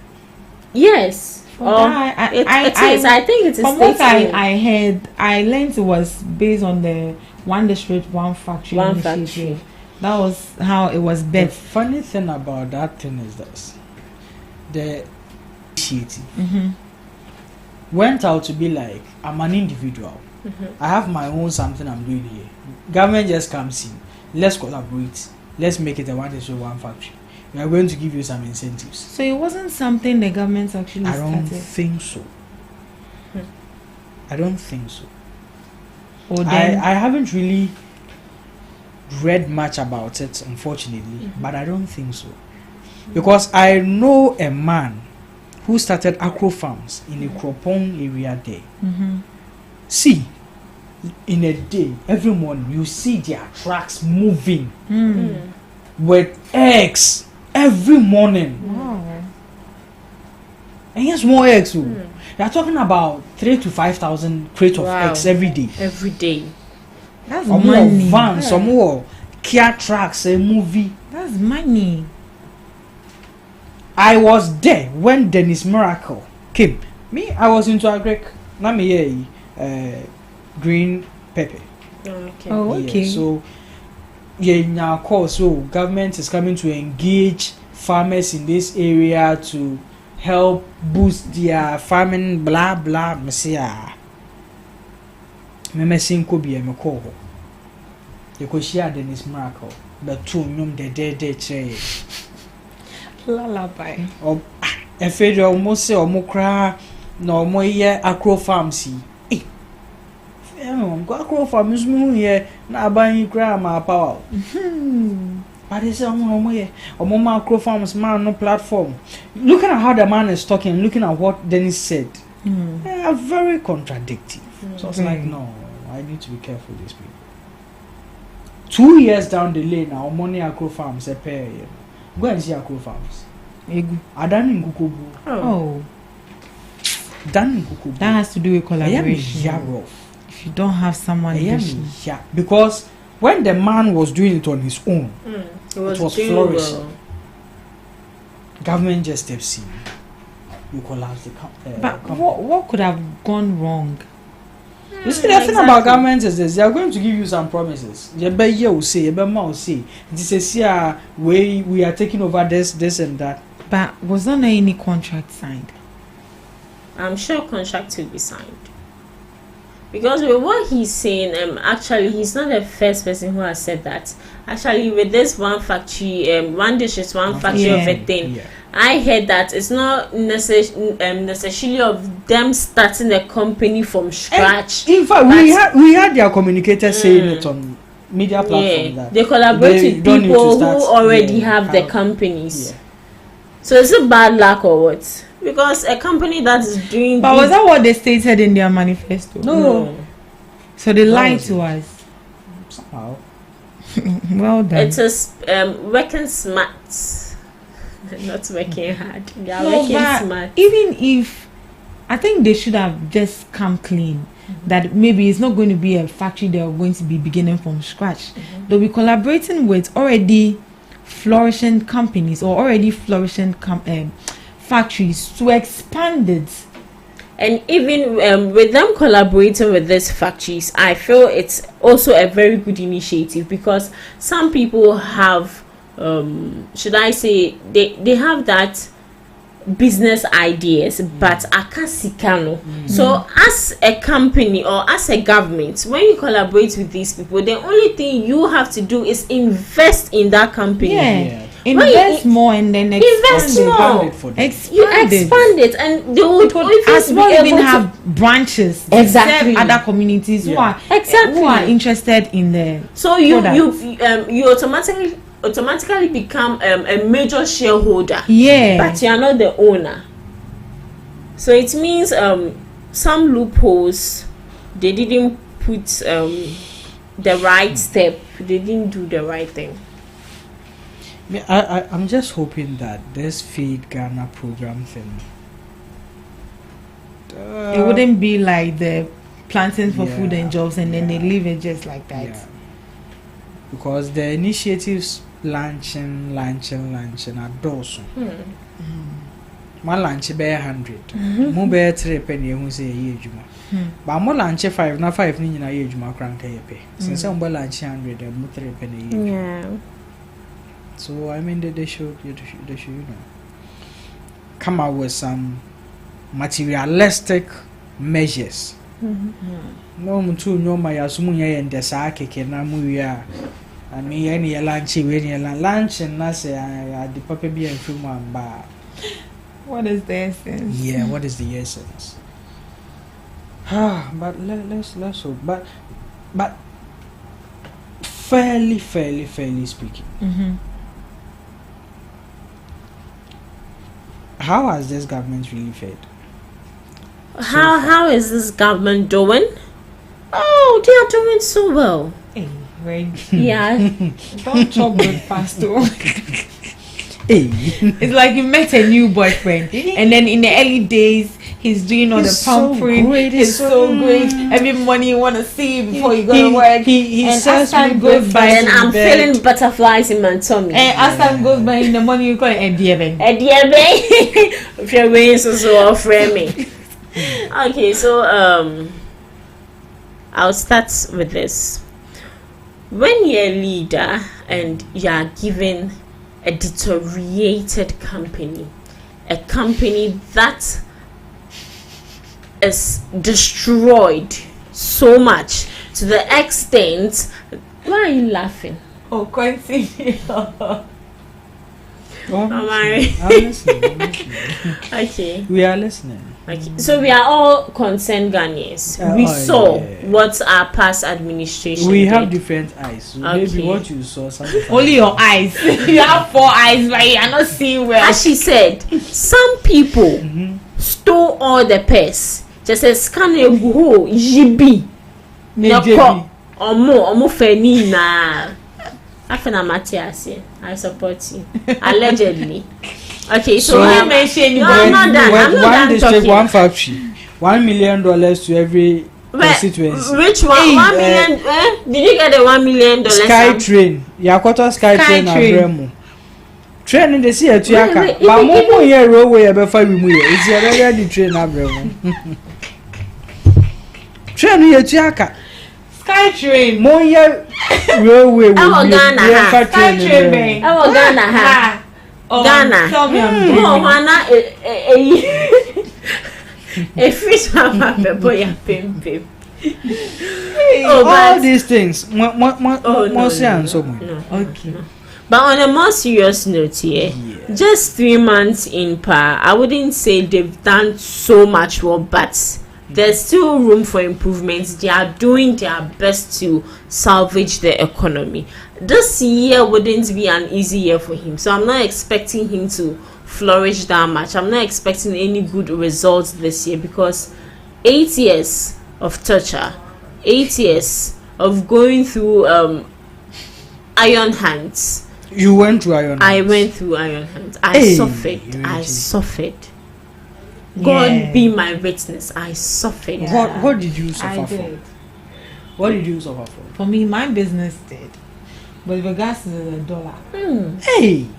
So what is the dollar rate now? About 1 cedi. Since it is. First it was 17. It's just like your GPA. If your GPA drops, how to get it up? Below. My brother, it's not on the floor. So many things when they drop, how to get them up? Is you. It's not on the floor. So many other things. What do you want to say? Once But they drop, let's compare communication yeah. with the issue of communication with the previous government, with this new government. How has the communication been so far? As comparing to the previous government. Accountability and transparency. Let's pick just one. Communication. It's been superb. I think. I'm very big on communication. If you know me, if you're very close to me, I am impressed with their communication. Very. Skills. Since yesterday, the Ministry of Finance has started posting something on the Finance Minister's page. It's more of a flyer, which indicates some things they are doing. More money for blah blah blah. We've repelled the e-levy. So this is like, it's so captivating. Once you see it, it communicates to you. And I like for the fact that these people are actually collaborating with the Gen Zs. They are actually leveraging on social media to communicate with us. So even if you don't get the chance to wait till 6 o'clock news or watch the television, once you go to their page, all the info is there. Oh, Bayanum. Oh, so no more. Oh, Is it? then You see the way I be yawning? It's even a lie. Red flag. But yeah, I like their communication. Honestly, they are communicating. I like well. their communication. It's early days, but the transparency. Yeah. Look at the transparency there. Hey, I was about to they say, are doing well. this government is really doing well. At a point, I was like, oh, they are being too transparent. But they are talking too much. With regards to the vice president's illness, I was like, oh, where's so mobile catch. I was almost catching. She's a stateswoman. So. Yeah. No, but I felt like it was too early. Yeah, they had to she's wait. fine. They had to wait.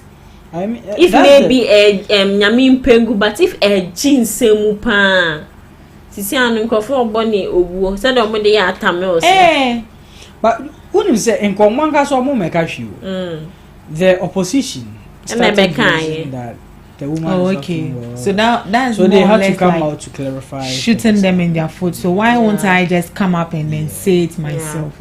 Or if that was the case, then that's fine. But I know they are being too transparent. Yeah, they are being too transparent. Hey, but we wish that's how it's actually supposed to be. Like, we are not used to it, so but that's actually how government that's how it's supposed to be. Everything needs to their communication is and kudos to the president's spokesperson, Mr. Felix Kwache. Really? Yeah. In everything, he's doing a great job. In everything, he comes out to address the citizens. Look at Intim Fojo. He sat in his office, recorded the video, and then gave it to us. Previous governments. So, now they're also coming up, but with them, when there's an issue, then they stand in parliament and then say whatever they want to say.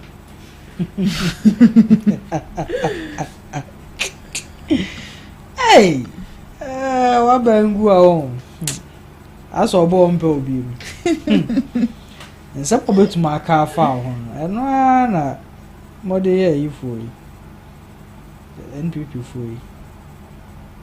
Because some are more comfortable one or pay it. Oh no, but if the thing is bad, it's bad. We need to talk about it. And if it is good, it's good. You still have to talk about it. So if they didn't do well to our satisfaction, we need to, lambast them. Okay, so they did, but it wasn't just your satisfaction. That's what you're saying. Maybe. Well, makes sense. But talking about the local procurement thing. Yeah. Before we end it, I think that is a great call. Yeah. They should invest in most of the local manufacturing agencies. Yeah, and industry. They should expand it. But do you think that it was necessary to list things that should be procured locally? It is very necessary. I think it's very necessary. It's very necessary. So that at least you know that right here in Ghana, these are the commodities or these are the goods that are locally produced here in Ghana. Yeah. So maybe on the list you have rice, beans, sugar, soya beans, and all of that. With that one, you know that there's no way you are going to import it. Okay. Because they gave a directive that if you want them imported, then it means you need to seek a special approval from the president. So at least if you are aware of it, you are aware that you are not supposed to bring in this inside the country. Okay. So I think it's good. It's good if they list those items for the institutions. Okay. And one thing also is that government's procurements is one which comes in very large quantities, very huge. Yeah, very huge. I mean, if they are going to procure from local manufacturers, it's going to be beneficial to the local manufacturers who are into production of these things, especially looking at poultry. Poultry. If we give the same attention we are giving to cocoa and to poultry, Ghana will make a lot out of poultry. Oh yeah. Because poultry is not only about nkokono, the eggs. Eggs. Just even both of us, how many times do we Please don't explain. It's okay. You people have been doing things. One is crying let's about continue. exposure. No, but even looking at we Ghanaian, the Ghanaian landscape, we almost eat every food with every egg. day. Every day. Kosiani meko, kosiani fufu, kosiani emo. Every day. Watching. Yes. So if more energy is channeled into this setting, look at the number of money government will be making. And it's not consumed look once. At the restaurants. A day, someone can eat like 4 times, 5 times. Yeah, you are talking about it now. The way you are talking a day, someone. I never said anything. I'm not mentioning anybody in name. Well, so yes, I mean, if we can channel that energy into poultry alone, it's going to help us a lot. Yeah. Then also, let's come to this. They always mention, oh, it's going to create job avenues for people, this and that. Me year school, me year Jumaye, na me year skadi akwesi poultry farm and So how is it going to create job avenue for me? Is government going to give me money to start my business or something? Not necessarily going to give you money to start up the business. So what is he going to do then? Because me year Jumada, me to me unko bank is me ko pay loan. Based on what?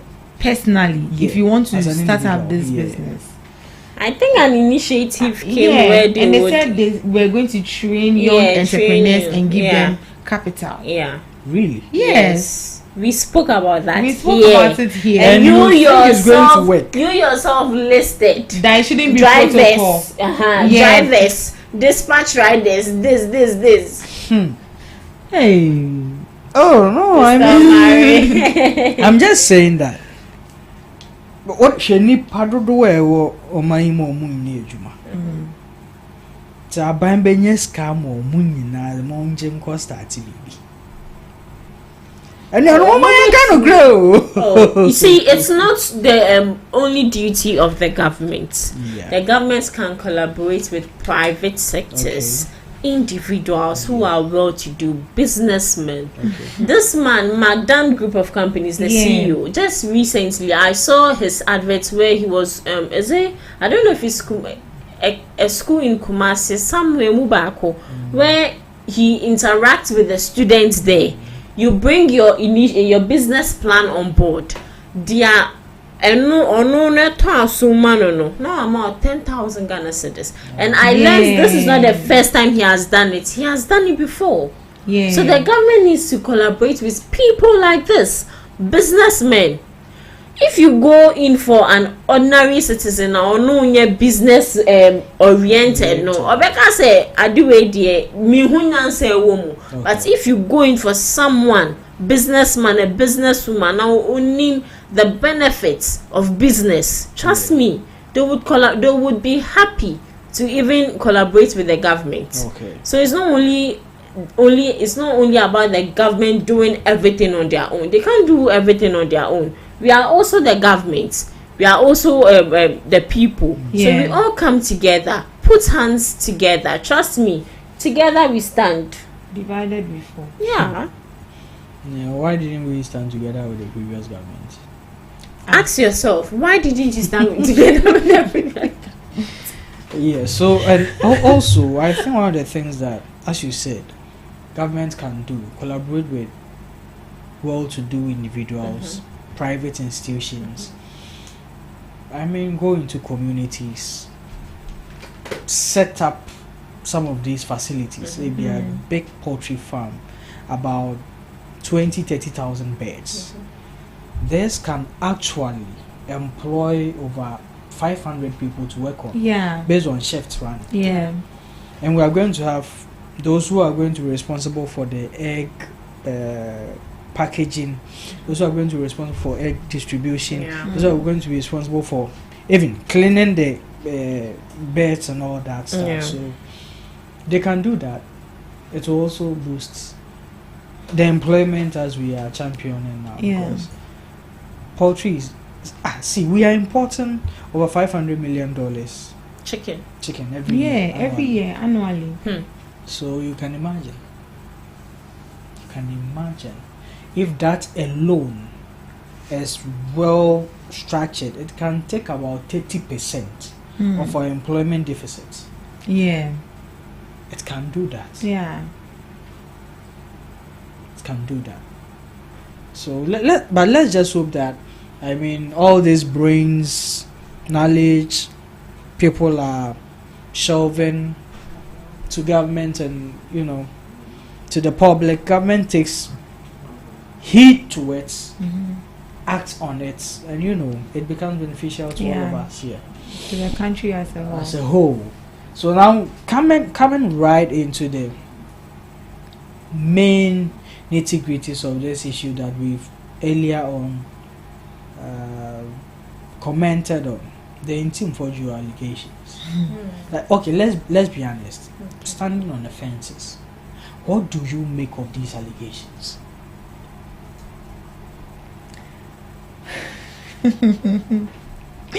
Like I said, Yeah. if you want to, I wouldn't say he wants to bash the government or something, but whatever you say should be based on grounds, should be based on facts, and should be verifiable. So if he has come on board to make these allegations, help us investigate into the issue so that we know that at least you are not lying. And if you are coming on board with such, present your documents, present your evidence, so that we know that we are going because maybe something has triggered it, or because we've seen something. That is why we are going in for further investigation. But you just don't sit down and say that based on your intelligence. Anybody can say anything based on their intelligence. You can't sit and then read people's mind. So in a sense, he's just sitting and then reading the aircraft. What is in the aircraft? Well, but is that what he said? Eh? The thing about intelligence is this, and this is what I know about intelligence. Once you pick intelligence, it means that you have the information and the evidence which are verified. So if he has it, he should present it. Why is he not presented? Why haven't we seen him present it? And he's been on a media tour, like since last Tuesday. We've seen him from one station to another, To the other. you know, talking about And these still, things and- no evidence. Yeah. No evidence, No just evidence. loose talks. But if truly what he's saying is true, then I think they need to investigate it. They need to make sure that the perpetrators are brought to book. Yeah. Okay. But I say omude Ghana for arguing there got too much. Whatever they say, omunim say yebefane saa. Nti no obi asori ano oka dia ope. Anase oka in other say yen Ghana for no yebeka say aban we so ban yen hwede awo ye say ni say oh sorry I will say aban dada na nye say ni. But it all boils down to what we said earlier, our freedom of speech. Yeah. It needs to be limited because the talking is too much. We are yabbing too much. The yabbing is too much, so they need to look into it. But what if it turns out to be true? And then Like, what if? What if it's true? Yawa don't gas. If it is true, then they should do what it takes Yeah. to, Arrest, prosecute. and then bring them to book. Okay, because we saw, and it didn't even take 24 hours for the president himself to come and issue a statement Yes, directing state agencies to look into the to matter. look into the matter immediately. In fact, inviting the MP to help in investigations. Yeah. So, if indeed he was involved or his party was involved whatsoever, do you think he would have been very quick to, you know, attend to such an allegation? I can't speak to that. Yeah, because what catch me say, be party involved in something. Which Nah. is the NDC. Yeah. Okay. Na me rubbish me ya na me beka say say na mate ya fa me party no nti na mo hwehwe mu say no kra wo mu no yem fa mbra bonse na say. Well, I think that's accountability. Exactly. So if indeed there was something like that involving the NDC, do you think the president would have been bold enough to come and issue such a statement? You see, with these politicians, you can't predict them. Okay. I wouldn't say that because I have so much trust in the president, so there are certain things he Yeah. can't do He and can't wouldn't do. do. And wouldn't do. Yes, I don't have evidence, Sure. but see, these politicians, even Mahama, those people, they are red flags. So Yeah. because I know say me my baby and obi akoyi meto, no one knows say me na my sade no.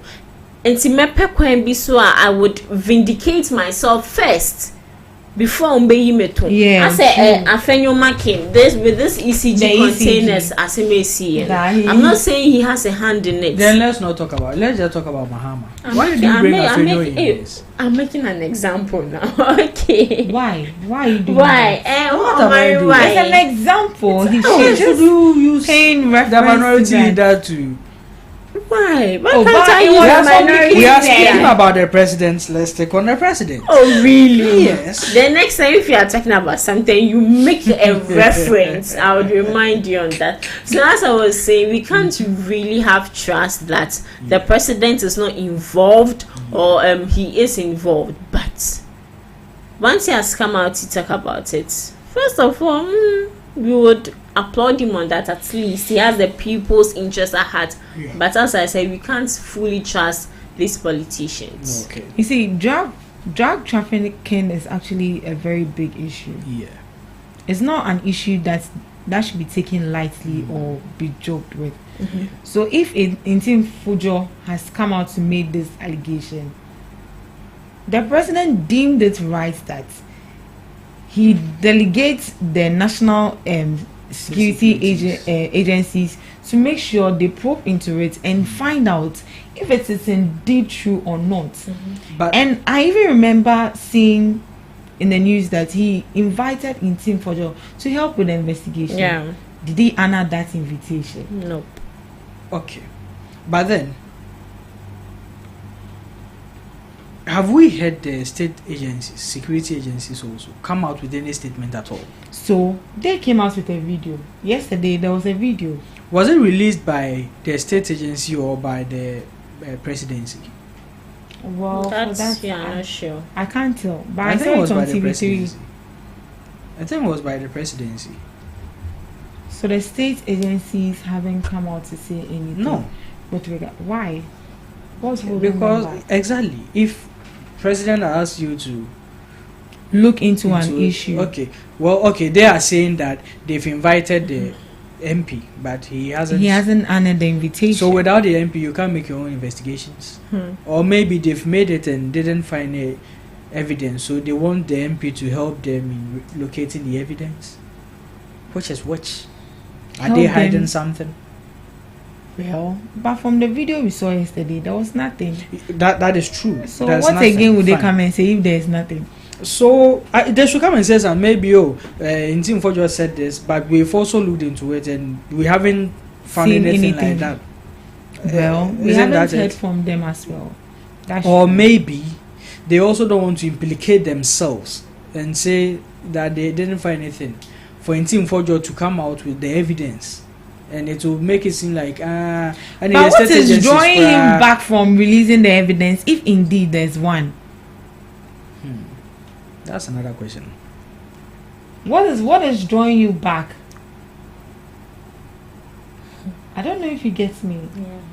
What is the hindrance? Okay, well, so far we haven't seen him questioned by any state authority yet. Because he hasn't honored the invitation. So maybe he will release the evidence when. So as he's going on the media publicity and all of that, what is he telling the people? He's telling them that what he's saying is he is actually on right now. He is taking a stance that he has said what he knows.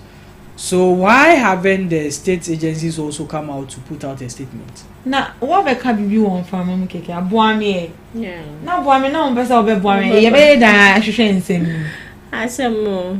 Do you think this is a politically motivated stunt? Well, I don't see it as such. So how do you Why? see it? You think these allegations have concrete grounds for investigations? No, if he is saying that it has concrete ground, bring your evidence. Well, some people, in my own opinion, I don't see it like that. Maybe they want to switch attention from the ECG containers and other corruption cases that have been brought to light. Really? Doesn't make it politically motivated. Yeah, if that is the case, then it's politically motivated. Then it is. Also, then it is. If it does, then it is. But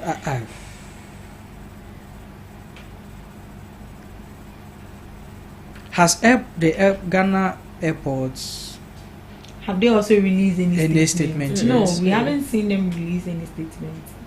So why is all the involved agencies quiet about it and just in team project talking? He has seen something they have not seen, and we are waiting for him to bring it to light. Because let's not forget that the president has the executive powers. Yes. He can give a directive.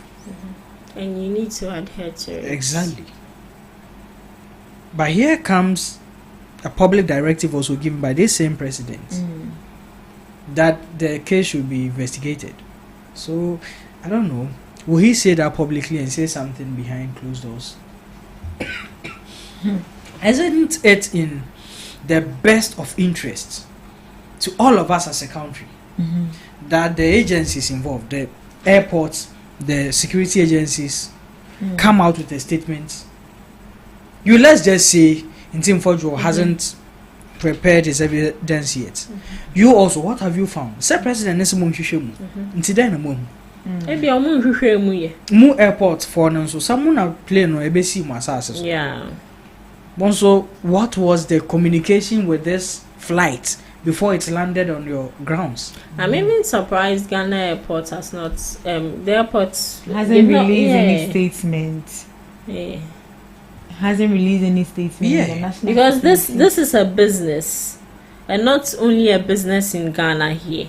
Other international people have access to your business, but yes, still this kind of allegation has been leveled against you, and so you are just mute on it. Yes. Why are you quiet?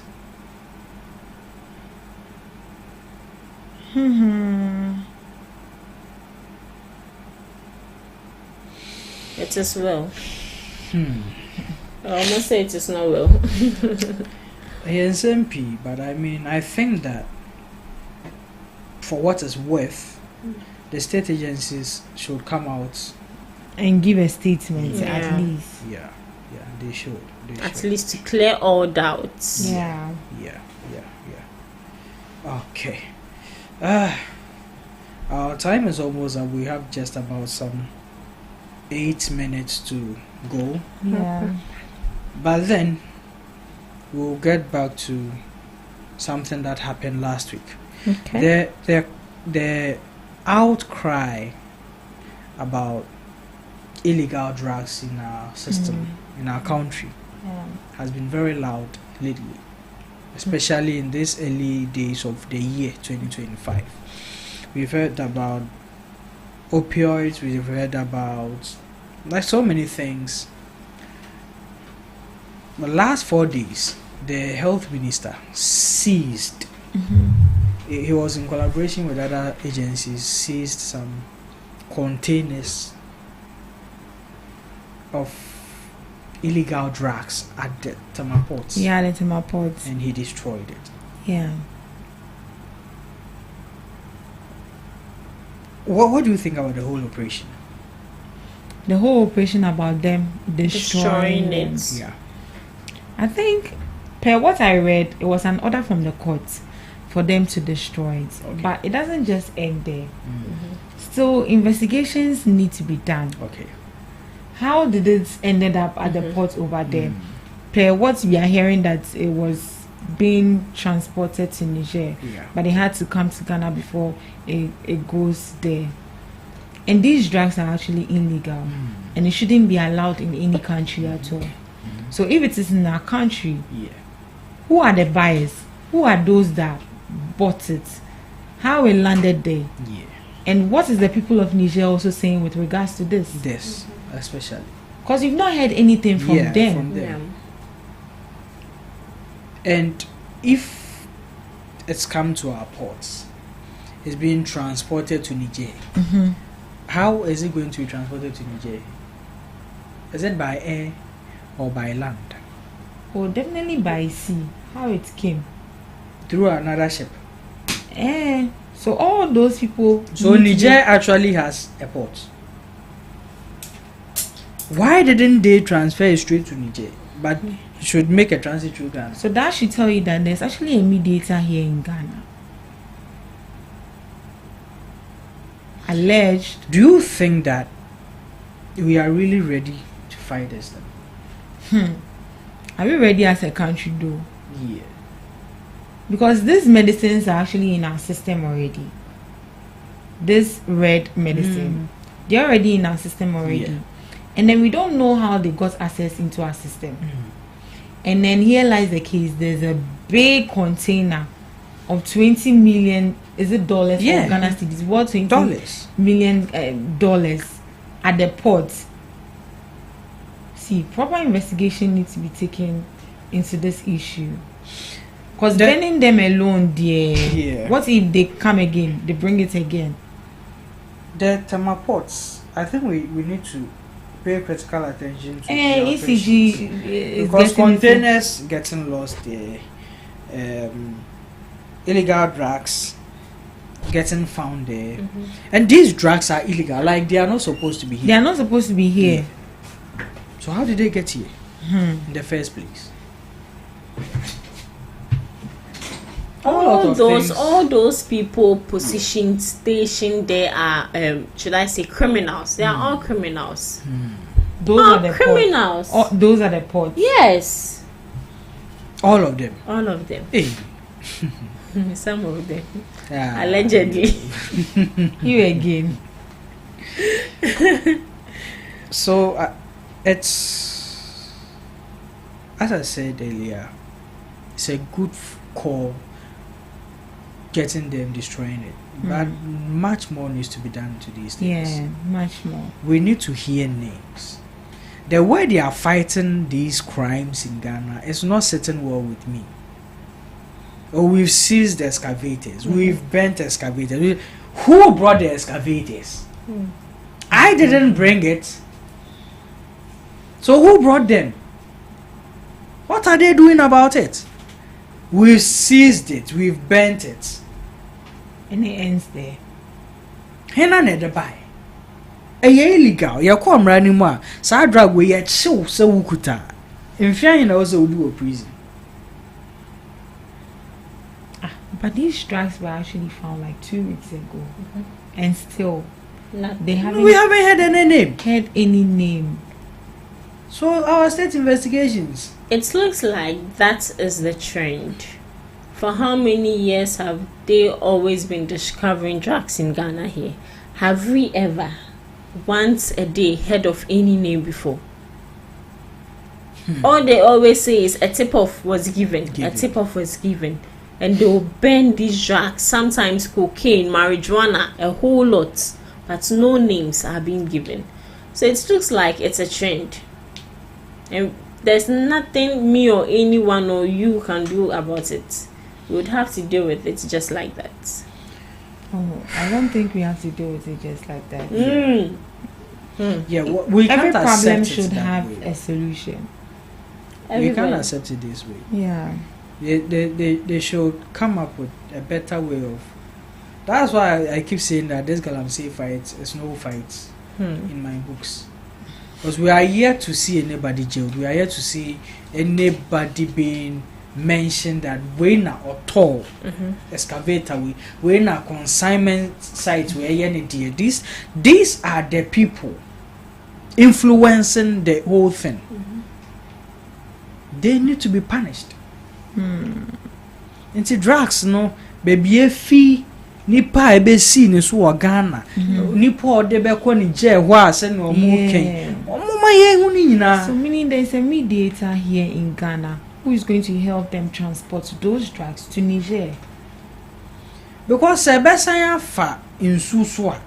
As I go say mo esi nsu ni so e ba na enko ni street ana. Yeah. Then na mo de be fa ana baby e fi ba And I ne say, shape e wo e bi nko ni je. Ghana for beje omo share wo. Omo did their kaneko. But these drugs are actually in the system, so probability. There's a probability maybe Ghana will have to take a share. That's why we need names. We need names to be mentioned. Company kwa. And you know some pharmaceutical companies were actually closed down because of this. In Ghana here. In Ghana here. When? Oh, really? That was when the issue first started arising. Okay. They were closed down. I think either 2 or 1. Last year or this year? No, this year. Just this year. Just this year. Well, whatever the minister is doing, he should tighten his grasp because fights now. He didn't want grasp. Yeah. I think our time is up. Yeah, finally. Finally, our time is up. Why are you saying finally? Oh, Do you have somewhere to be? I Oh see. no. Are you sure? I'm happy that our listeners stayed with us throughout. Yeah, Okay. very happy. Yeah. They are good listeners. Okay. Is Yes. our time is up? Yeah, time is up. What's up for the rest of the day? What should our listeners be expecting A whole lot. after the breakfast?